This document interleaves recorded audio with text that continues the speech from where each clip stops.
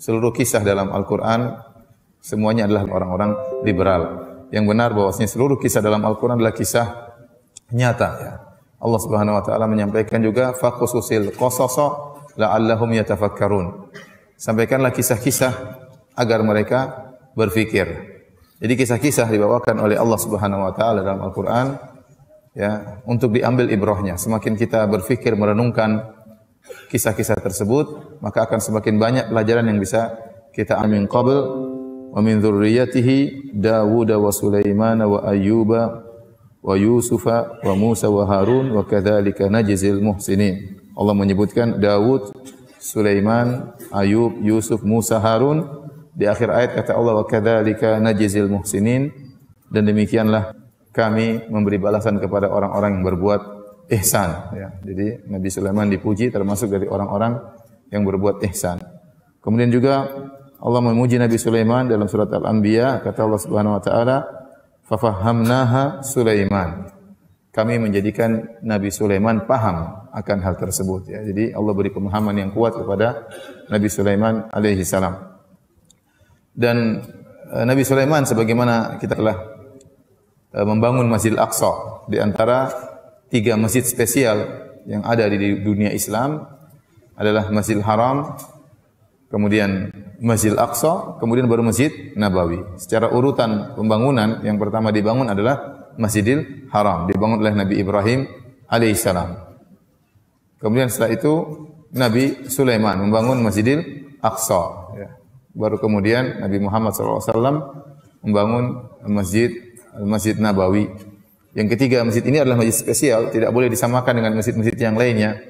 Makanya Nabi SAW bersabda, la tushaddur rihal illa ila thalathati masajid.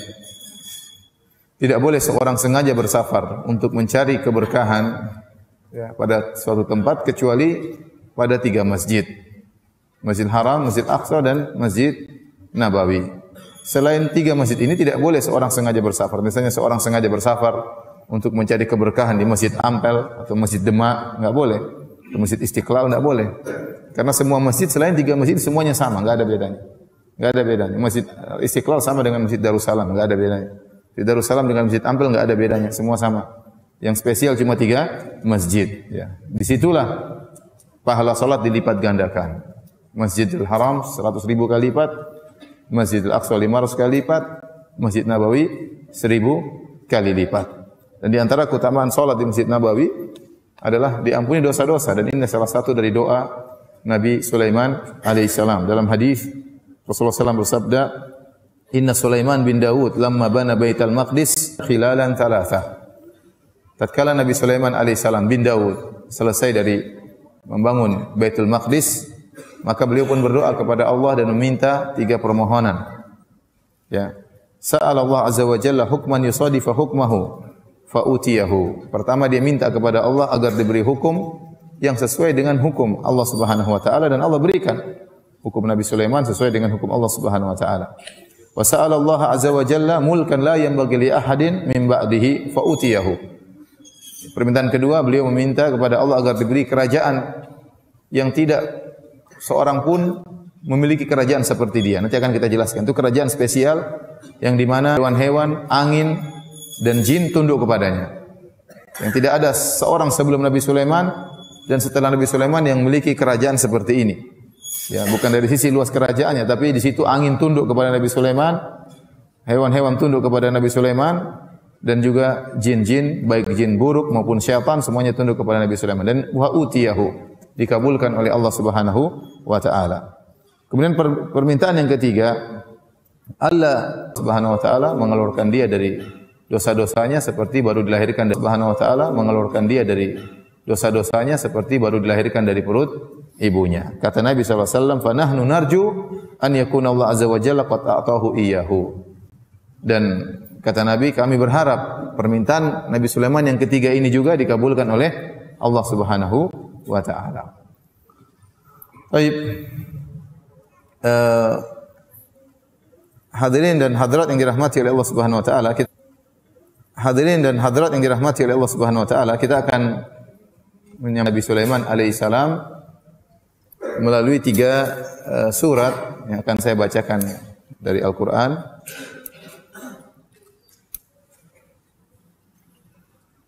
Yang pertama surat Shad, dari surat Shad ayat 30 dan seterusnya. Ayat 30 dan seterusnya. Kata Allah Subhanahu wa taala, "Wa wahabna li Dawud Sulaiman." Kami menganugerahkan kepada Nabi Daud, Nabi Sulaiman. Ini anugerah terindah ya. Nabi Daud alaihissalam diberikan anak yang sangat soleh, yaitu Nabi Sulaiman. Nabi Daud punya cuma Sulaiman saja ya. Tapi di antara anugerah yang terindah bagi Nabi Daud alaihissalam adalah Nabi Sulaiman. Dan anugerah terindah bagi kita adalah anak yang soleh, yang mendoakan kita setelah kita meninggal dunia, yang taat kepada Allah Subhanahu wa taala, yang berbakti kepada kedua orang tuanya. Kemudian Allah muji Nabi Sulaiman, kata Allah, "Ni'mal 'abdu innahu awwab." Sungguhnya Sulaiman itu adalah hamba yang terbaik. Allah tidak mengatakan ni'mal 'abdu kecuali karena yang terbaik, kecuali dia benar-benar orang yang sangat rajin beribadah.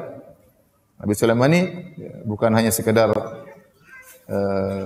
nabi, dia seorang raja. Dan biasanya kalau raja sibuk dengan hal-hal keduniaan. Ya, tetapi Nabi Sulaiman alaihissalam meskipun dia seorang raja ya, dan dia sangat rajin beribadah kepada Allah. Makanya Allah memuji dengan mengatakan ni'mal abdu, sebaik-baik hamba. Al-abdu diambil dari abid, yaitu yang tunduk. Ni'mal abdu innahu awwab. Sungguh dia adalah hamba yang terbaik dan dia selalu kembali kepada Allah. Selalu kembali kepada Allah, selalu bertobat kepada Allah kalau melakukan kesalahan. Setelah Allah memuji Nabi Sulaiman dengan menyebutkan sifatnya yang awwab, selalu kembali kepada Allah tatkala melakukan kesalahan, Allah sebutkan contohnya. Contoh bagaimana Nabi Sulaiman kuat ibadahnya dan kepada Allah kalau melakukan kesalahan. Kata Allah, "Idz urida 'alaihi bil ashyi safinatul jiyad." Ingatlah ketika dipertunjukkan kepadanya as-safinatul jiyad, itu kuda-kuda pilihan. Ya. Yang ditunjukkan di hadapan Nabi Sulaiman. Itu Nabi Sulaiman melihat pameran kuda-kuda yang indah. Nabi Sulaiman suka dengan kuda-kuda yang indah tersebut, apalagi kuda-kuda disiapkan untuk berjihad. Jadi senang melihat kuda-kuda tersebut. Ya namanya raja, mungkin ada hiburan, dia melihat kuda-kuda yang disiapkan untuk berjihad di jalan Allah Subhanahu wa taala. Namun apa yang terjadi? Nabi Sulaiman keasikan melihat kuda-kuda tersebut sampai akhirnya matahari tenggelam dan dia lupa untuk berzikir kepada Allah Subhanahu wa taala. Faqala inni ahbabtu hubbal khairi an dzikri rabbi hatta tawarat bil hijab. Maka dia berkata, sungguhnya aku suka dengan melihat kuda-kuda ini sampai aku lupa dari an dzikri rabbi. Saya lupa dengan untuk mengingat Rabbku. Mungkin dia lupa untuk zikir petang atau lupa untuk suatu ibadah tertentu. Intinya dia mengatakan, gara-gara melihat kuda-kuda ini saya pun lupa mengingat Allah Subhanahu wa taala. Mungkin zikir petang.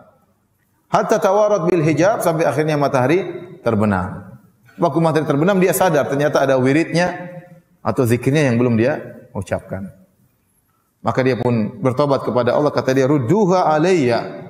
Kembalikan kuda-kuda tadi yang sudah disimpan kembali setelah dipamerkan di hadapan Nabi Sulaiman. Kata Nabi Sulaiman, "Bawalah kuda-kuda itu kembali kepadaku." Fatafiqa mashan bisuqi wal a'naq. Menyembelih kuda-kuda tersebut di kakinya dan demikian juga di leher kuda tersebut ya. Karena kuda-kuda ini mengganggu Nabi Sulaiman, membuat beliau lalai dari mengingat Allah Subhanahu wa taala. Disebutkan beliau pun sembelih, beliau berikan kepada fakir miskin, dijadikan makanan, dibagi-bagikan ya, karena kuda-kuda ini menyebabkan beliau lupa kepada Allah Subhanahu wa taala. Jadi luar biasa ya. Gara-gara lupa untuk zikir kepada Allah, kuda yang buat dia senang dengan kuda-kuda tersebut, maka dia pun mengikhlaskannya, menginfakkannya di jalan Allah Subhanahu wa taala. Jadi kalau antum punya mobil baru, buat antum lupa zikir petang ya, antum ikhlaskan ya. Ya, antum sumbangkan di jalan Allah Subhanahu wa taala. Kalau ingin meniru siapa? Nabi Sulaiman alaihissalam. Ya, karena yang pertama Nabi Sulaiman ya. Gara-gara lupa zikir aja selesai urusannya. Kuda-kuda tersebut disembelih, dibagi-bagikan kepada fakir miskin. Sementara kita betapa sering dunia ya, jangankan kuda, mungkin hanya perkara sepele saja kita sudah lupa ingat kepada Allah Subhanahu wa taala. Kemudian Allah Subhanahu wa taala menyebutkan lagi, Nabi Sulaiman pernah diuji oleh Allah. dan dia melakukan kesalahan ya. Kata Allah, "Wa laqad fatanna Sulaiman." Sungguh kami telah menguji Sulaiman. Adapun fitnah yang Allah berikan kepada Nabi Sulaiman, ujian ini tidak ada riwayat yang sahih yang menjelaskan tentang apa fitnah, apa ujian tersebut yang Allah ujikan kepada Nabi Sulaiman. Dalam buku-buku tafsir kalau kita buka, baik Ibnu Jarir At-Tabari, demikian juga Al-Baghawi ya, yang ada tafsir-tafsir dengan sanad ya. Semuanya riwayat Israiliyah, tidak ada riwayat yang sahih, tidak ada riwayat yang sahih. Wallahu alam apa ujian yang Allah ujikan kepada Nabi Sulaiman. Tapi kata Allah Subhanahu wa taala, "Wa alqaina ala kursiyyihi jasadan thumma anaba." Lalu kami lemparkan di atas kursinya, di atas singgasananya jasadan thumma anab. Sebuah jasad, kemudian Nabi Sulaiman pun bertobat kepada Allah Subhanahu wa taala, kembali kepada Allah. Ini pun ada khilaf yang panjang di kalangan para ahli tafsir. Apa yang dimaksud dengan jasad yang Allah lemparkan atau letakkan di atas kursi Sulaiman? Ada yang mengatakan Sulaiman sendiri dalam kondisi sakit. Ada yang mengatakan bahwasanya itu adalah anak yang tidak sempurna tatkala dilahirkan. Nabi Sulaiman dalam satu hadis riwayat Al-Imam Al-Bukhari ya, Nabi Sulaiman pernah berkata, kata Nabi sallallahu alaihi wasallam, qala Sulaiman bin Daud alaihi wassalam. Berkata Sulaiman bin Daud alaihi wassalam, la atufanna al-lailata ala mi'ati imra'atin. Malam ini aku akan menggauli 100 wanita. Au tis'in wa tis'ina, atau aku akan menggauli 99 wanita. Ini Nabi Sulaiman istrinya banyak ya. Istrinya banyak. Kulluhunna ya'ti bi farisin yujahidu fi sabilillah. Seluruh wanita tersebut yang 99 atau wanita tersebut semuanya akan mengandung dan akan melahirkan seorang anak yang akan menjadi pejuang di jalan Allah Subhanahu wa taala. Menjadi seorang pasukan berkuda yang berjuang di jalan Allah Subhanahu wa taala. Bi farisin yujahidu fi sabilillah. Ya. Imam Al-Bukhari membawakan hadis ini di bawah bab man talabal walad lil jihad. Bab tentang orang yang ingin punya anak supaya anaknya berjihad di jalan Allah Subhanahu wa taala. Faqala lahu sahibuhu insyaallah, falam yaqul insyaallah. Ada yang menegur dia, bilang insyaallah wahai Sulaiman. Sulaiman lupa bilang apa? Insyaallah. Falam yahmil minhunna illa imra'atun wahidah. Maka Nabi Sulaiman malam itu menggauli 99 wanita. Satu dia gauli. Ini menakjubkan bagaimana kekuatan ya Nabi Sulaiman ya, dia menggauli 99 dan setiap kali dia menggauli terjadi ejakulasi ya, karena semuanya diharapkan untuk hamil ya. Ya berarti dalam semalam dia sampai ejakulasi 99 kali ya. Ini luar biasa ya, kuatnya luar biasa ya. Kemudian tapi Nabi Sulaiman lupa mengucapkan insyaallah. Maka tidak ada seorang wanita pun yang mengandung kecuali cuma satu dari 99 wanita tersebut, semuanya tidak ada yang hamil kecuali seorang wanita. Ja'at bi syiqqi rajulin, hanya walladzi nafsu Muhammadin biyadihi. Kata Rasulullah SAW, demi zat yang jiwa Muhammad berada di tangannya.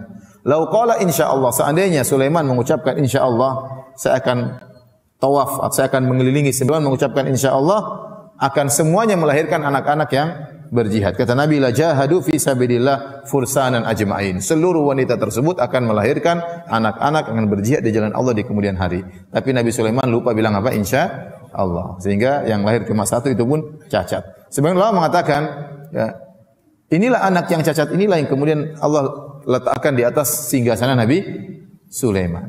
Bahwasanya tidak ada yang lahir, cuma jasad yang tidak sempurna. Ini tafsiran. Tafsiran yang lain mengatakan, yang dipilih oleh Syekh Nasir Abdurrahman bin Nasir Sa'di, yaitu syaitan. Nabi Sulaiman waktu sedang diuji oleh Allah Subhanahu wa taala, dia tidak duduk di kursinya, dia sedang ada ujian dari Allah, entah ujian apa. Tiba-tiba syaitan datang menguasai singgasananya dalam waktu beberapa lama. Ya. Tatkala syaitan menguasai singgasana Nabi Sulaiman, maka mereka bikin macam-macam ya. Mereka bikin ilmu sihir, mereka letakkan di bawah singgasana Sulaiman, sehingga Sulaiman dituduh sebagai penyihir gara-gara ulah perbuatan setan-setan yang kurang ajar yang sempat menguasai kerajaan Sulaiman. Waktu itu setan-setan belum di bawah, belum tunduk kepada Nabi Sulaiman, belum waktu itu. Ya. Makanya Nabi Sulaiman dituduh sebagai penyihir oleh sebagian orang dan Allah membantah. Kata Allah, wattaba'u ma tatlu syayatinu ala mulki Sulaiman wa ma kafara Sulaiman walakinna syayatina kafaru yu'allimuna an-nasa as-sihra. Kata Allah, mereka hanya mengikuti apa yang dibacakan oleh setan-setan di atas kerajaan Sulaiman. Ya, jadi setan sempat menguasai kerajaan Sulaiman dan mereka mengajarkan macam-macam. Wa ma kafara Sulaiman. Sulaiman tidak pernah jadi penyihir. Sulaiman tidak pernah mengajarkan ilmu-ilmu seperti itu. Ya, Sulaiman waktu menguasai alaihissalam menguasai jin, dia tidak pernah mengikuti langkah-langkah supaya menjadi sakti, enggak ada. Memang Allah kasih dia kelebihan seperti itu. Ya. Maka kata Allah, "Ma kafara Sulaiman." Dan Sulaiman tidak pernah kafir, walakinasy syayatin kafaru, tapi setan-setanlah yang kafir. Yu'allimuna an-nasa as-sihra. Setan-setan tersebut mengajarkan kepada manusia tentang ilmu sihir. Intinya Allah alam bisawab. Inilah beberapa tafsiran dari para ahli tafsir tentang perkataan Allah Subhanahu wa taala, wal qaina ala kursiyihi jasadan. Kami lemparkan jasad atau kami letakkan jasad di atas kursinya. Ya, entah anak yang cacat, entah syaitan atau yang lainnya. Kata Allah, "Tsumma anab." Kemudian Nabi Sulaiman kembali kepada Allah. Mungkin waktu diuji oleh Allah dia melakukan suatu kesalahan, maka di antara sifat Nabi Sulaiman tadi, innahu awwab, senantiasa kembali kepada Allah kalau melakukan apa? Kesalahan. Maka beliau pun bertobat dan kembali kepada Allah Subhanahu wa taala. Setelah itu beliau berdoa kepada Allah Subhanahu wa taala dengan doa yang sangat agung. Kata Allah, "Qala rabbi ighfirli wa habli mulkan la yanbaghi li ahadin min ba'di innaka antal wahhab." Maka Nabi Sulaiman berdoa, "Ya Rabbku, ampunilah aku." Dan dianjurkan seorang tatkala berdoa beristighfar sebelum apa? Berdoa, mengakui dosa-dosa, bertawassul dengan istighfar kita kepada Allah tatkala kita berdoa kepada Allah. Sebagai Nabi Sulaiman, dia memulai dengan istighfar. Kata beliau, "Rabbi ghfirli," ya Allah ampunilah aku.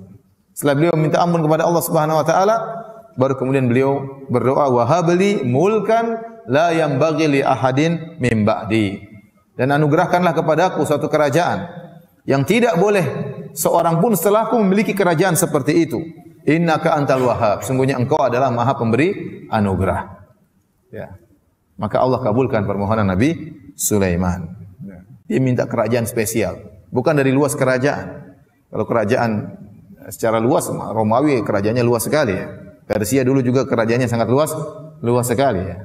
Majapahit juga dulu cukup luas. Bukan masalah luas kerajaan, tapi kerajaan spesial yang di mana di situ angin ditundukkan, hewan-hewan ditundukkan dan juga jin-jin, setan-setan ditundukkan. Maka Allah kabulkan permohonan Nabi Sulaiman. Kata Allah Subhanahu wa taala, "Fasakharna lahu ar-riha tajri bi amrihi rukha'an haitsu asab." Kata Allah Subhanahu wa taala, kami tundukkan kepadanya angin yang berhembus dengan baik menurut kemana saja yang dia kehendaki. Angin tersebut sifatnya rukha. Rukha itu lembut. Nanti akan kita sebut ayat yang lain. Angin tersebut bergerak dengan sangat cepat. Jadi Allah tundukkan Nabi Sulaiman, haitsu asab, tundukkan kepada Nabi Sulaiman angin yang dia bergerak kemanapun Nabi Sulaiman inginkan. Ya. Tinggal belok kanan, anginnya belok kanan. Belok kiri, anginnya belok kiri. Naik ke atas, turun ke bawah, gampang Nabi Sulaiman ngatur angin. Luar biasa. Ini tidak pernah Allah berikan kepada seorang pun. Ya. Jadi kalau ada orang bilang ada yang menguasai angin bawa dia kemana-mana, itu omong kosong. Karena itu hanya boleh untuk siapa? Nabi Sulaiman. Tidak boleh. Kemudian kata Allah Subhanahu wa taala, ya. Jadi ini ingat, ini penguasaan jin ya, hanya milik Nabi Sulaiman. Kata Allah setelah itu, wasyayatina kullabanna'in wa ghawwas. Dan kami tundukkan kepada Nabi Sulaiman juga setan-setan. Jadi bukan cuma jin-jin baik, bahkan jin-jin setan, bahkan jin ifrit, ya. Jin-jin bajingan semuanya juga tunduk kepada Nabi Sulaiman. Kata Allah, kullabanna'in wa ghawwas. Jin-jin yang tukang bangun-bangunan dan juga tukang menyelam. Jadi jin-jin juga punya spesialisasi sendiri-sendiri ya. Ada jin kontrak. Jin tersebut ditugaskan oleh Nabi Sulaiman untuk bangun ini, bangun anu. Jin-jin tersebut kekuatan luar biasa. Wa ghawwas, penyelam, disuruh ngambil ikan ini, ngambil ikan anu, mungkin suruh ngambil ikan hiu, ikan paus, terserah. Nabi Sulaiman perintahkan mereka. Jin-jin syaitan ini bukan jin sembarangan ya. Ya. Semua tunduk kepada Nabi Sulaiman. Kata Allah, wa akharina muqarranina fil asfad. Dan sebagian jin-jin terikat terbelenggu ya dalam ikatan-ikatan rantai, diikat. Kata Allah, hadza ata'una famnun au amsik bi ghairi hisab. Inilah pemberian kami wahai Sulaiman. Kau mau kasih orang terserah, kamu pegang terserah. Bi ghairi hisab, tidak ada hisabnya, bebas. Kalau kita punya mobil dihisab sama Allah Subhanahu wa taala, ya. Ya. Mobil 2 hisabnya tambah panjang, ya. Apalagi mobil 3 hisabnya tambah panjang, ya. Istri 1 hisabnya lumayan. Istri 2 tambah panjang hisabnya. Apalagi istri 3 hisabnya tambah panjang, ya. Jadi ya, Nabi Sulaiman dikatakan oleh Allah bi ghairi hisab, tidak ada hisab. Sudah. Karena Nabi Sulaiman orang yang sangat soleh, tidak perlu dihisab. Maksud surat Sad. Ya. Jadi di antara keistimewaan Nabi Sulaiman alaihissalam adalah beliau menguasai para jin-jin. Dan saya ulangi lagi, jin-jin tersebut dikuasai oleh Nabi Sulaiman. Latihan bela diri khusus tidak ya. Sebagaimana angin tunduk kepada Sulaiman tanpa ilmu khusus, demikian juga jin-jin tunduk kepada Sulaiman, setan-setan tunduk kepada Sulaiman atas perintah Allah Subhanahu wa taala. Dalam Sahih Al-Bukhari dan Sahih Muslim dan juga Imam Ahmad dan yang lainnya dari Imam Ahmad dan yang lainnya dari Abu Hurairah radhiyallahu taala anhu, anin Nabi sallallahu alaihi wasallam qala, dari Nabi sallallahu alaihi wasallam beliau bersabda, minal jinni tafallata alayya al-barihata atau kalimatan nahwaha. Sungguhnya jin ifrit ini jin setan yang paling top ya. Ifrit, kata Nabi sallallahu alaihi wasallam, tadi malam ya datang menggangguku, liyaqta alayya salat, untuk memutuskan salatku. Dalam riwayat yang lain, inna syaitana arada an yamurra baina, memutuskan salatku. Dalam riwayat yang lain, inna syaitana arada an yamurra baina yadayya, setan ingin melewati, ingin ganggu di depanku. Makanya Allah alam mungkin di antara hikmah seorang salat ke arah sutra, jangan lewat depan orang, karena seorang sedang salat, dia sedang berada dalam ibadah yang sangat agung. Sedang bermunajat dengan Allah Subhanahu wa taala, jangan diganggu, jangan ada yang lewat. Jin, Nabi sedang salat, dia lewat depan, jin ingin mengganggu Nabi sallallahu alaihi wasallam, ingin mutus salat Nabi sallallahu alaihi wasallam. Kata Nabi sallallahu alaihi wasallam, fa amkanani Allahu minhu, maka Allah menjadikan aku mampu untuk menahan setan tersebut, ifrit tersebut. Bukan karena Nabi sakti, tidak, tapi karena Allah bikin Nabi mampu untuk apa? Untuk menahan ifrit tersebut.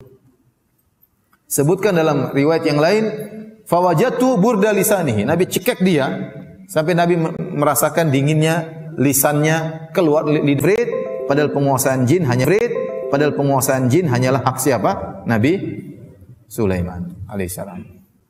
Makanya disebutkan dalam Al-Qur'an surat Al-Jin, sampai jin-jin datang mendengarkan bacaan Al-Qur'an Nabi. Inna sami'na Qur'anan ajaba. Kata mereka, kami mendengar bacaan yang menakjubkan, yaitu Al-Qur'an. Jadi banyak jin masuk Islam. Tapi Nabi SAW tidak pernah punya pasukan jin. Tidak pernah. Nabi tidak pernah punya pasukan jin. Nabi tidak pernah, padahal Nabi sangat butuh dengan pasukan dalam perang Badar 300. Nabi tidak pernah, padahal Nabi sangat butuh dengan pasukan dalam perang Badar 315 lawan 1000 orang. Butuh pasukan jin, tapi Nabi tidak pernah minta tolong sama jin. Dalam perang Uhud 1000, Nabi juga tidak pernah minta pertolongan sama jin. Waktu istrinya kalungnya hilang, Nabi juga tidak pernah minta tolong sama jin untuk mencari kalung istrinya. Karena memang tidak boleh menguasai jin kecuali siapa? Nabi Sulaiman alaihissalam. Kalau seandainya jin boleh dikuasai, maka Nabi akan mengikat jin ifrit tersebut di salah satu tiang dari tiang-tiang Masjid Nabawi. Namun ini dilarang oleh Allah Subhanahu wa taala. Yang berhak menguasai jin hanyalah siapa? Maka tidak benar orang-orang yang kemudian punya jin, punya khodam, punya ini dan macam-macamnya, itu tidak benar. Itu pasti ada maharnya, pasti ada persyaratannya dan macam-macamnya. Adapun Nabi Sulaiman alaihissalam menguasai jin-jin tersebut tanpa persyaratan. Allah yang memberikan dia kemampuan. Nabi Muhammad waktu mencekik jin tersebut tanpa ada persyaratan. Allah yang beri Nabi sallallahu alaihi wasallam apa? Kemampuan. Sekarang orang punya jin buat ini, jin buat ini, ya. Ada maharnya, bayar ini, bayar anu. Ini kesyirikan. Ini adalah apa? Kesyirikan.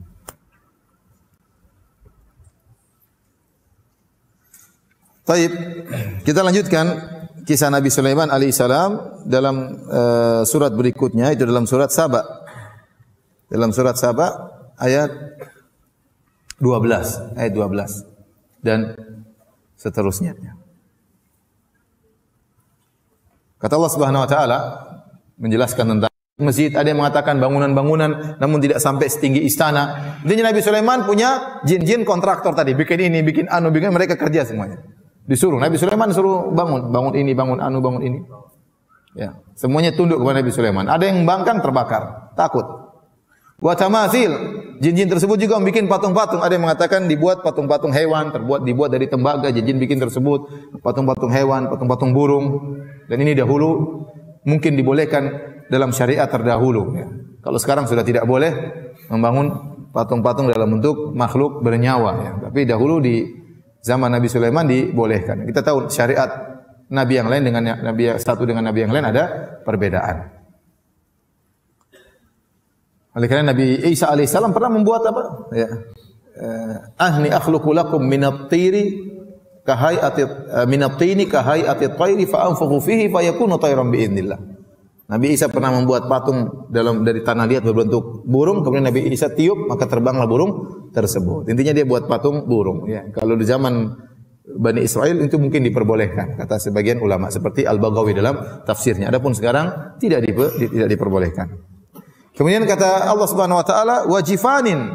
Mereka membuat jin-jin tersebut membuat piring-piring, tapi piring-piring tersebut sangat besar. Kata Allah kal jawabi, piring-piring tersebut seperti danau ya.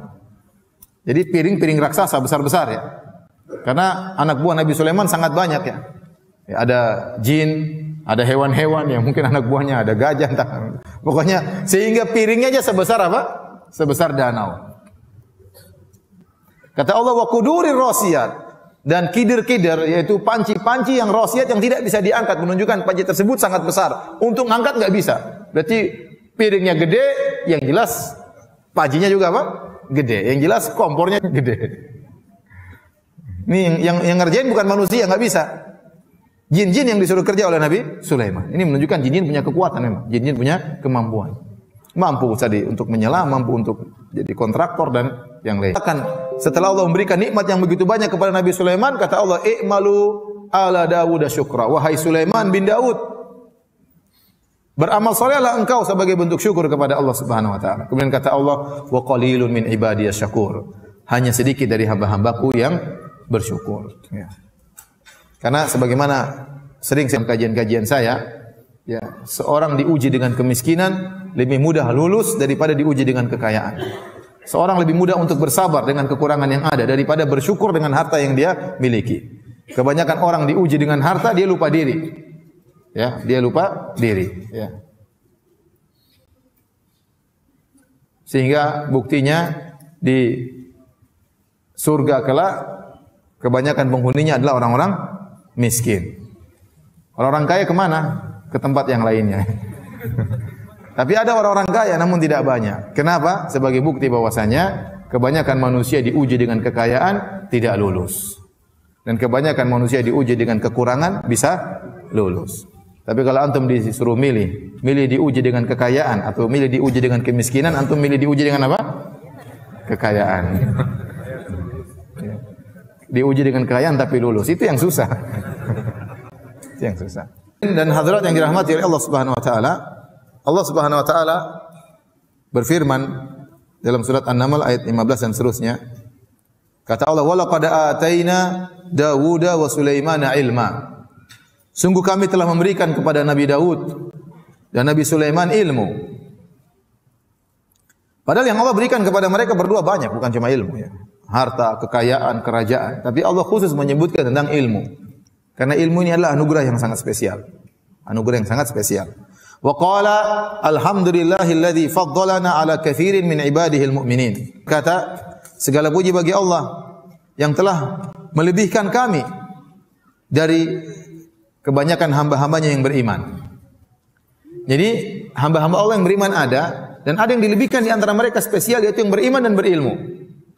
Beriman dan berilmu. Maka Nabi Sulaiman dan Nabi Daud mensyukuri Allah dengan nikmat ilmu.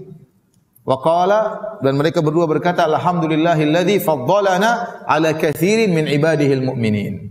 Segala puji bagi Allah yang telah memuliakan kami, melebihkan kami berdua, Daud dan Sulaiman, di atas kebanyakan hamba-hamba Allah yang beriman.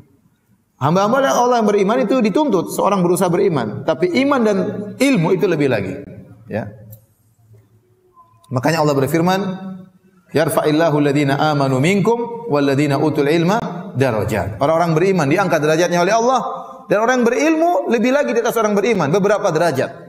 beberapa derajat. Kata Nabi SAW, fadlul alim alal abid ka fadlil qamari ala sairil kawakib. Keutamaan seorang yang alim dibandingkan dengan orang yang ahli ibadah yang beriman saja namun tidak alim seperti rembulan di bulan purnama dibandingkan dengan seluruh bintang. Bintang jumlahnya banyak, tapi yang punya pengaruh untuk manusia di bumi adalah rembulan yang beri cahaya, penerangan kepada penghuni di bumi. Ya. Jadi seorang alim yang beriman kepada Allah lebih baik daripada ribuan ahli ibadah. Karena seorang berusaha untuk menyisihkan waktunya menuntut ilmu agama. Dan Nabi SAW mengatakan, ya innal anbiya lam yuwarrithu dinaran wala dirhaman. Ya, al ulama warathatul anbiya. Bahwasanya para ulama adalah pewaris para nabi. Dan bahwasanya para nabi tidak mewariskan dinar dan dirham. Wa innama warathul ilma, tapi mereka mewariskan ilmu. Kemudian kata Nabi, faman akhadahu faqad akhadha bihadzi, mengambil ilmu dari para nabi, sungguh dia telah mengambil bagian warisan yang sangat besar. Taib. Kemudian kata Allah Subhanahu wa taala, wa waritha Sulaimanu Dawuda. Nabi Sulaiman mengambil warisan dari Nabi Daud. Para ahli tafsir mengatakan maksudnya warisan yaitu ilmu dan kenabian, bukan warisan harta. Karena para nabi tidak mewariskan. Nahnu ma'syaral anbiya lam nuwarris. Kata Nabi sallallahu alaihi wasallam, kami para nabi kami tidak meninggalkan warisan harta. Ma taraknahu sadaqah. Apa yang kami tinggalkan adalah sedekah. Adalah sedekah. Nabi sallallahu alaihi wasallam tidak punya warisan untuk diberikan kepada putrinya atau kepada istri-istrinya. Apa yang ditinggalkan oleh Nabi adalah, dan juga tidak ada bagian harta buat istri-istri Nabi yang 9 orang, tidak ada. Dan itu yang dipegang oleh Abu Bakar radhiyallahu taala anhu. Bahwasanya para nabi tidak mewariskan. Maka dalam ayat ini wa waritha Sulaimanu Daud, ya. Sulaiman mewarisi dari Daud, bukan mewarisi harta, bukan.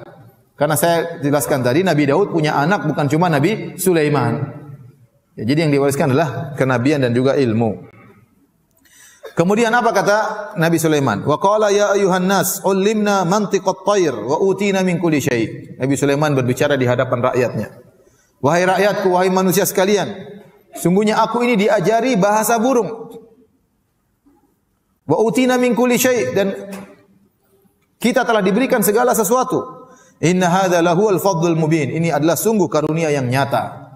Nabi Sulaiman menisbahkan segala kelebihan yang dia miliki kepada Allah. Dia kembalikan kepada Allah. Ini semua dari Allah Subhanahu wa taala. Bisa bahasa burung, bisa bahasa hewan, ya. Kemudian kata Allah Subhanahu wa taala, wa husyira li Sulaimana junuduhu minal jinni wal insi wat thairi fahum yuzaun. Maka dikumpulkan kepada Sulaiman pasukan-pasukannya dari golongan jin, dari golongan manusia, dari burung-burung, dari hewan-hewan. Fahum yuzaun, dan mereka tertib, teratur dalam barisan. Kata para ulama, ini dalil bahwasanya Nabi Sulaiman selain dia seorang nabi, tapi dia juga seorang raja. Raja tersebut tegas. Sulaiman adalah raja yang tegas. Nanti kita akan lihat ketegasannya. Karena pemimpin itu ya juga butuh pemimpin yang tegas. Kalau pemimpin tidak tegas akan tidak dihargai oleh bawahannya. Punya peraturan harus tegas. Ya. Dia dalam kelembutannya ada ketegasannya. Ya. Adapun pemimpin yang lemah lembut tapi tidak tegas, ini tidak cocok jadi pemimpin. Selain dia baik, perhatian, tapi dia punya ketegasan. Jadi kita ingat Nabi Sulaiman ini bukan sekedar seorang nabi, tapi dia juga seorang raja. Maka dia atur pasukannya tertib. Pasukan manusia, pasukan jin, bahkan pasukan burung-burung, bahkan burung-burung kecil, ya, sampai hut-hut dia pun tahu. Dia cek. Taib. Kemudian berjalanlah pasukan tersebut hatta idza atau ala wadin namli. Tatkala mereka berjalan, pasukan yang begitu banyak, ya. Ada hewan-hewan, ada burung, ada jin, ada manusia. Kemudian mereka akan melewati suatu lembah semut. Qalat namlatun, tiba-tiba ada seekor semut berkata, "Ya ayuhan namlu, udkhulu masakinakum, la yahtimannakum Sulaimanu wa junuduhu wa hum la yash'urun."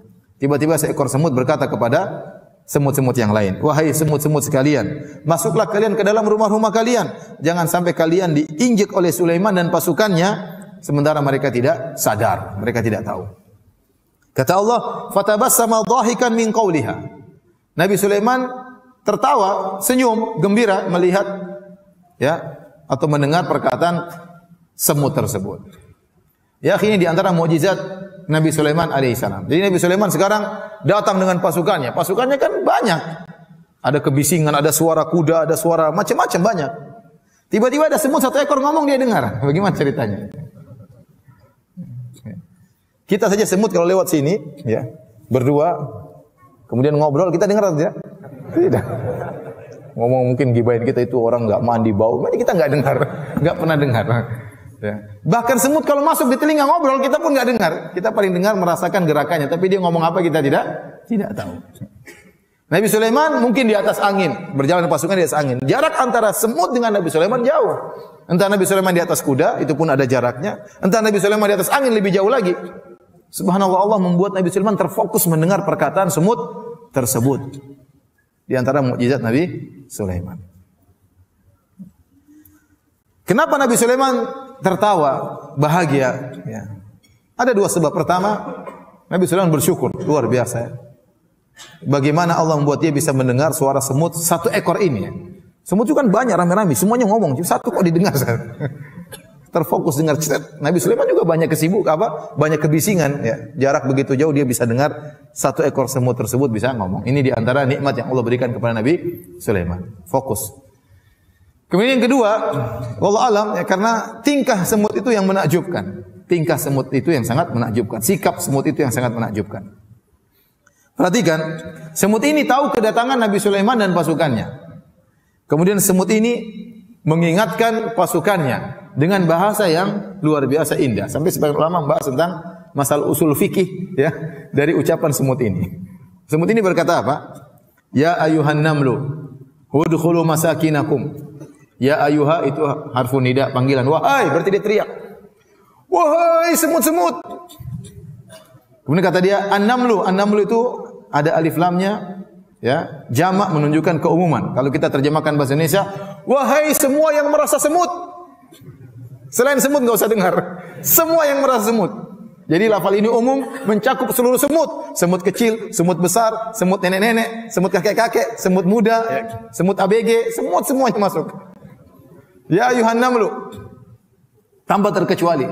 Karena lafal yang dibawakan oleh semut tersebut lafal umum menurut kaidah usul fikih, ya. Udkhulu, masuklah kalian. Udkhulu masakinakum. Masuklah ke rumah-rumah kalian. Masuk semua, jangan semua masuk. Yang menakjubkan dia berkata, la yahtimannakum Sulaiman. Jangan sampai kalian diinjek oleh Sulaiman wa junuduhu dan pasukannya. Semut ini kenal Sulaiman. Bayangkan. Dia kenal Sulaiman. Ini Sulaiman datang. Ini Sulaiman ini sama pasukannya. Oh, Nabi Sulaiman luar biasa. Ini kenal sama saya. Dan dia benar-benar pandai menghormati Nabi Sulaiman. Dia mengatakan, jangan sampai kalian keinjak Sulaiman dan pasukannya. Dia enggak bilang hati-hati banyak manusia, bahaya-bahaya, tidak. Tapi dia bilang ini pasukannya Sulaiman. Nabi Sulaiman tersenyum melihat semut ini. Kemudian di antara sikap semut ini yang menakjubkan, ya. Dia mengatakan, la yahtimannakum Sulaiman wa junuduhu wa hum la yash'urun. Jangan sampai kalian diinjak oleh Sulaiman dan pasukannya sementara mereka tidak tahu. Seakan-akan dia mengatakan kalau kalian keinjak salah kalian sendiri. Sulaiman enggak lihat kalian. Jadi dia husnudzon kepada Sulaiman. Dia kasih udzur kepada Sulaiman. Seandainya kalian keinjak Sulaiman, yang salah kalian bukan siapa? Sulaiman. Mana Sulaiman lihat kalian? Subhanallah. Lihat semut ini memberi uzur kepada orang lain, kepada jenis makhluk yang lain. Memberi uzur kepada jenis manusia, ya. Banyak orang kalau saudaranya salah tidak dikasih uzur. Tidak dikasih uzur. Ini semut memberi uzur kepada Sulaiman. Padahal dia bukan dari bangsa semut. Kemudian bagaimana semut ini tidak memikirkan dirinya sendiri. Dia memikirkan rakyatnya, memikirkan teman-temannya. Kalau dia mau selamat, dia masuk sendiri dalam lubang, selesai urusan. Tapi ternyata dia ingatkan saudara-saudaranya. Maka seorang berusaha, jangan ingin menyelamatkan dirinya sendiri, selamatkan diri dan juga yang lainnya. Jangan lupa untuk bernahi mungkar, mengingatkan masyarakat dari kesalahan, dari penyimpangan, dari kesyirikan, dari kekufuran, meskipun ya resikonya mungkin Anda dihina, mungkin Anda direndahkan, tidak ada masalah. Yang penting ingin menyampaikan kebaikan. Inilah yang kemudian menjadikan Nabi Sulaiman fatabassama dhahikan. Nabi Sulaiman tersenyum sambil tertawa min qauliha, karena perkataan semut ini. Luar biasa, semut ini menakjubkan, ya. Kemudian Nabi Sulaiman pun berdoa, Wa qala rabbi auzi'ni an ashkura ni'mataka allati an'amta alayya. Ya Allah, ya, ilhamkanlah kepadaku agar aku bisa bersyukur kepada Engkau atas nikmat-nikmat yang Kau berikan kepadaku dan kepada kedua orang tuaku. Nabi Sulaiman, dia seorang hamba yang sangat bersyukur. Allah puji dia. Sangat pandai bersyukur. Meskipun demikian, dia selalu minta kepada Allah agar bisa terus bersyukur. Karena seorang bisa mudawamah, continue, berkesinambungan dalam bersyukur itu luar biasa. Seorang terkadang bersyukur dalam suatu waktu, kemudian waktu yang lain lupa bersyukur kepada Allah. Tapi continue dalam bersyukur itu luar biasa. Ya, makanya ada seorang tabi'in, waktu dia lagi tawaf, dia mendengar ada salah seorang berdoa, ya. Tatkala tawaf di Ka'bah dia berkata, Allahumma qini syuha nafsi, ya Allah jauhkanlah aku dari rasa pelit. Ya Allah jauhkanlah aku dari rasa pelit. Ya Allah jauhkanlah aku dari rasa pelit. Ini siapa orang ini berdoa tawaf cuma berdoanya, ya Allah jauhkanlah aku dari rasa pelit. Apakah ini orang pelit sehingga ingin dijauhkan rasa pelit dari dirinya? Ternyata dicek dia adalah Abdurrahman bin Auf, orang yang sangat dermawan. Jadi meskipun dia dermawannya luar biasa, dia masih takut untuk apa? Pelit. Sehingga terus berdoa kepada Allah agar dijauhkan dari rasa pelit. Dia tidak pede, oh saya sudah banyak dermawan, saya bukan orang pelit. Tidak. Dia tetap berdoa kepada Allah jangan sampai diberikan rasa pelit. Nabi Sulaiman alaihissalam adalah seorang yang sangat bersyukur, tetap dia berdoa kepada Allah, Rabbi auzi'ni an ashkura ni'mataka allati an'amta alayya. Ya Allah anugerahkanlah kepadaku agar aku bisa terus bersyukur kepadamu. An ashkura ni'mataka allati an'amta alayya, agar aku bisa mensyukuri nikmat-nikmat yang Engkau berikan kepadaku, wa ala walidayya, dan nikmat yang Engkau berikan kepada kedua orang tuaku. Luar biasa bagaimana baktinya Nabi Sulaiman. Nabi Sulaiman merasa kalau ada kenikmatan yang Allah berikan kepada kedua orang tuanya, dia juga harus bersyukur. Dia merasa nikmat yang Allah berikan kepada kedua orang tuanya adalah nikmat bagi dia. Ini baktinya luar biasa. Seorang anak pun harusnya demikian. Kalau orang tuanya sehat, orang senang, itu adalah anugerah yang Allah berikan kepada dia, bukan cuma kepada kedua orang tuanya. Dia doa Nabi Sulaiman, an ashkura ni'mataka allati an'amta alayya wa ala walidayya. Ya Allah jadikanlah aku bersyukur, bukan hanya mensyukuri nikmat yang Kau berikan kepada aku, bahkan nikmat yang Kau berikan kepada kedua orang tuaku juga jadikanlah aku mensyukurinya. Dia menganggap nikmat yang Allah berikan kepada kedua orang tuanya adalah nikmat yang mengalir kepada dirinya juga. Wa na'mala salihan tarda, dan agar aku bisa beramal saleh yang Kau ridhai. Karena amal saleh tadi adalah salah satu bukti yang paling nyata dari bentuk syukur kepada Allah Subhanahu wa taala. Kemudian dia berdoa, wa adkhilni bi rahmatika fi ibadika salihin, dan masukkanlah aku dengan rahmat-Mu ke dalam jajaran hamba-hamba-Mu yang saleh, yaitu di surga kelak. Dia tidak pede dengan amal dia tidak pede dengan ilmunya, dia tidak pede dengan pasukannya, dengan kerajaannya. Dia terus berdoa, ya Allah aku tidak bisa masuk surga kecuali dengan rahmat-Mu, maka masukkanlah aku dalam jajaran hamba-hamba yang salihin, hamba-hamba-Mu yang salihin dengan rahmat dan kasih sayang-Mu. Setelah itu Nabi Sulaiman mengecek pasukannya. Tadi kita sebutkan pasukannya wahum yuzaun, pasukannya tertata dengan rapi. Pasukan ini, pasukan hewan ini, pasukan jin ini, pasukan manusia, pasukan burung-burung. Kata Allah wa tafaqqadat tayra. Maka Nabi Sulaiman mengecek pasukan burung. Burung hut, burung kecil. Faqala, tiba-tiba Nabi Sulaiman lihat burung hut itu tidak hadir. Berarti dia tahu tentang pasukannya. Ini berarti raja ini perhatian terhadap rakyatnya. Dia tahu sampai hewan kecil saja tidak hadir dia tahu. Janganlah burung hut enggak ada masalah. Masih banyak burung yang lainnya. Enggak. Dia ngecek sampai burung kecil hut saja dia perhatian. Dia perhatikan. Maka seorang pemimpin demikian, kalau dia punya bawahan dia perhatikan, bukan cuma yang direksi-direksi saja yang diperhatikan, bawahan juga diperhatikan. Ya. Faqala ma li la aral hudhud am kana minal ghaibin. Maka Sulaiman bertanya kepada pasukannya, kenapa saya tidak lihat burung hudhud? Ya. Tidak kelihatan atau tidak hadir? Ada tapi saya tidak lihat atau tidak hadir? Ini sangat jelas Nabi Sulaiman tidak tahu ilmu gaib. Jangankan ilmu gaib masa depan, di depan dia burung hut ada atau tidak dia tidak tahu. Maka dia tanya, kok hut tidak ada? Tidak kelihatan saking kecilnya, di belakang gajah, di belakang macan atau memang dia lagi tidak ada? Kemudian Nabi Sulaiman menunjukkan ketegasan dia sebagai seorang pemimpin. Dia berkata, "Lau adzibannahu adzaban syadida." Kalau dia tidak hadir, dalam apel pagi tidak hadir, apel siang tidak hadir, aku akan menyiksa dia dengan siksaan yang pedih. Disebut oleh sebagian ahli tafsir akan dicabut bulu-bulunya oleh Nabi Sulaiman. Atau lebih parah daripada itu, aula azbahannahu, atau sungguh-sungguh aku akan menyembelihnya. Ini Nabi Sulaiman ucapkan di hadapan hewan-hewan yang lain. Di hadapan jin-jin yang lain. Jin-jin ngembangkang dibakar. Ya. Kenapa? Karena ini posisinya posisi pasukan harus tegas. Bukan saatnya lemah lembut, saatnya tegas saat ini. Lemah lembut ada saatnya. Ya, ada saatnya lemah lembut, ada saatnya tegas tatkala memimpin pasukan perang.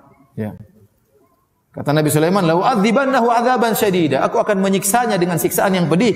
Au la adzbahanna, atau sungguh-sungguh aku akan menyembelihnya.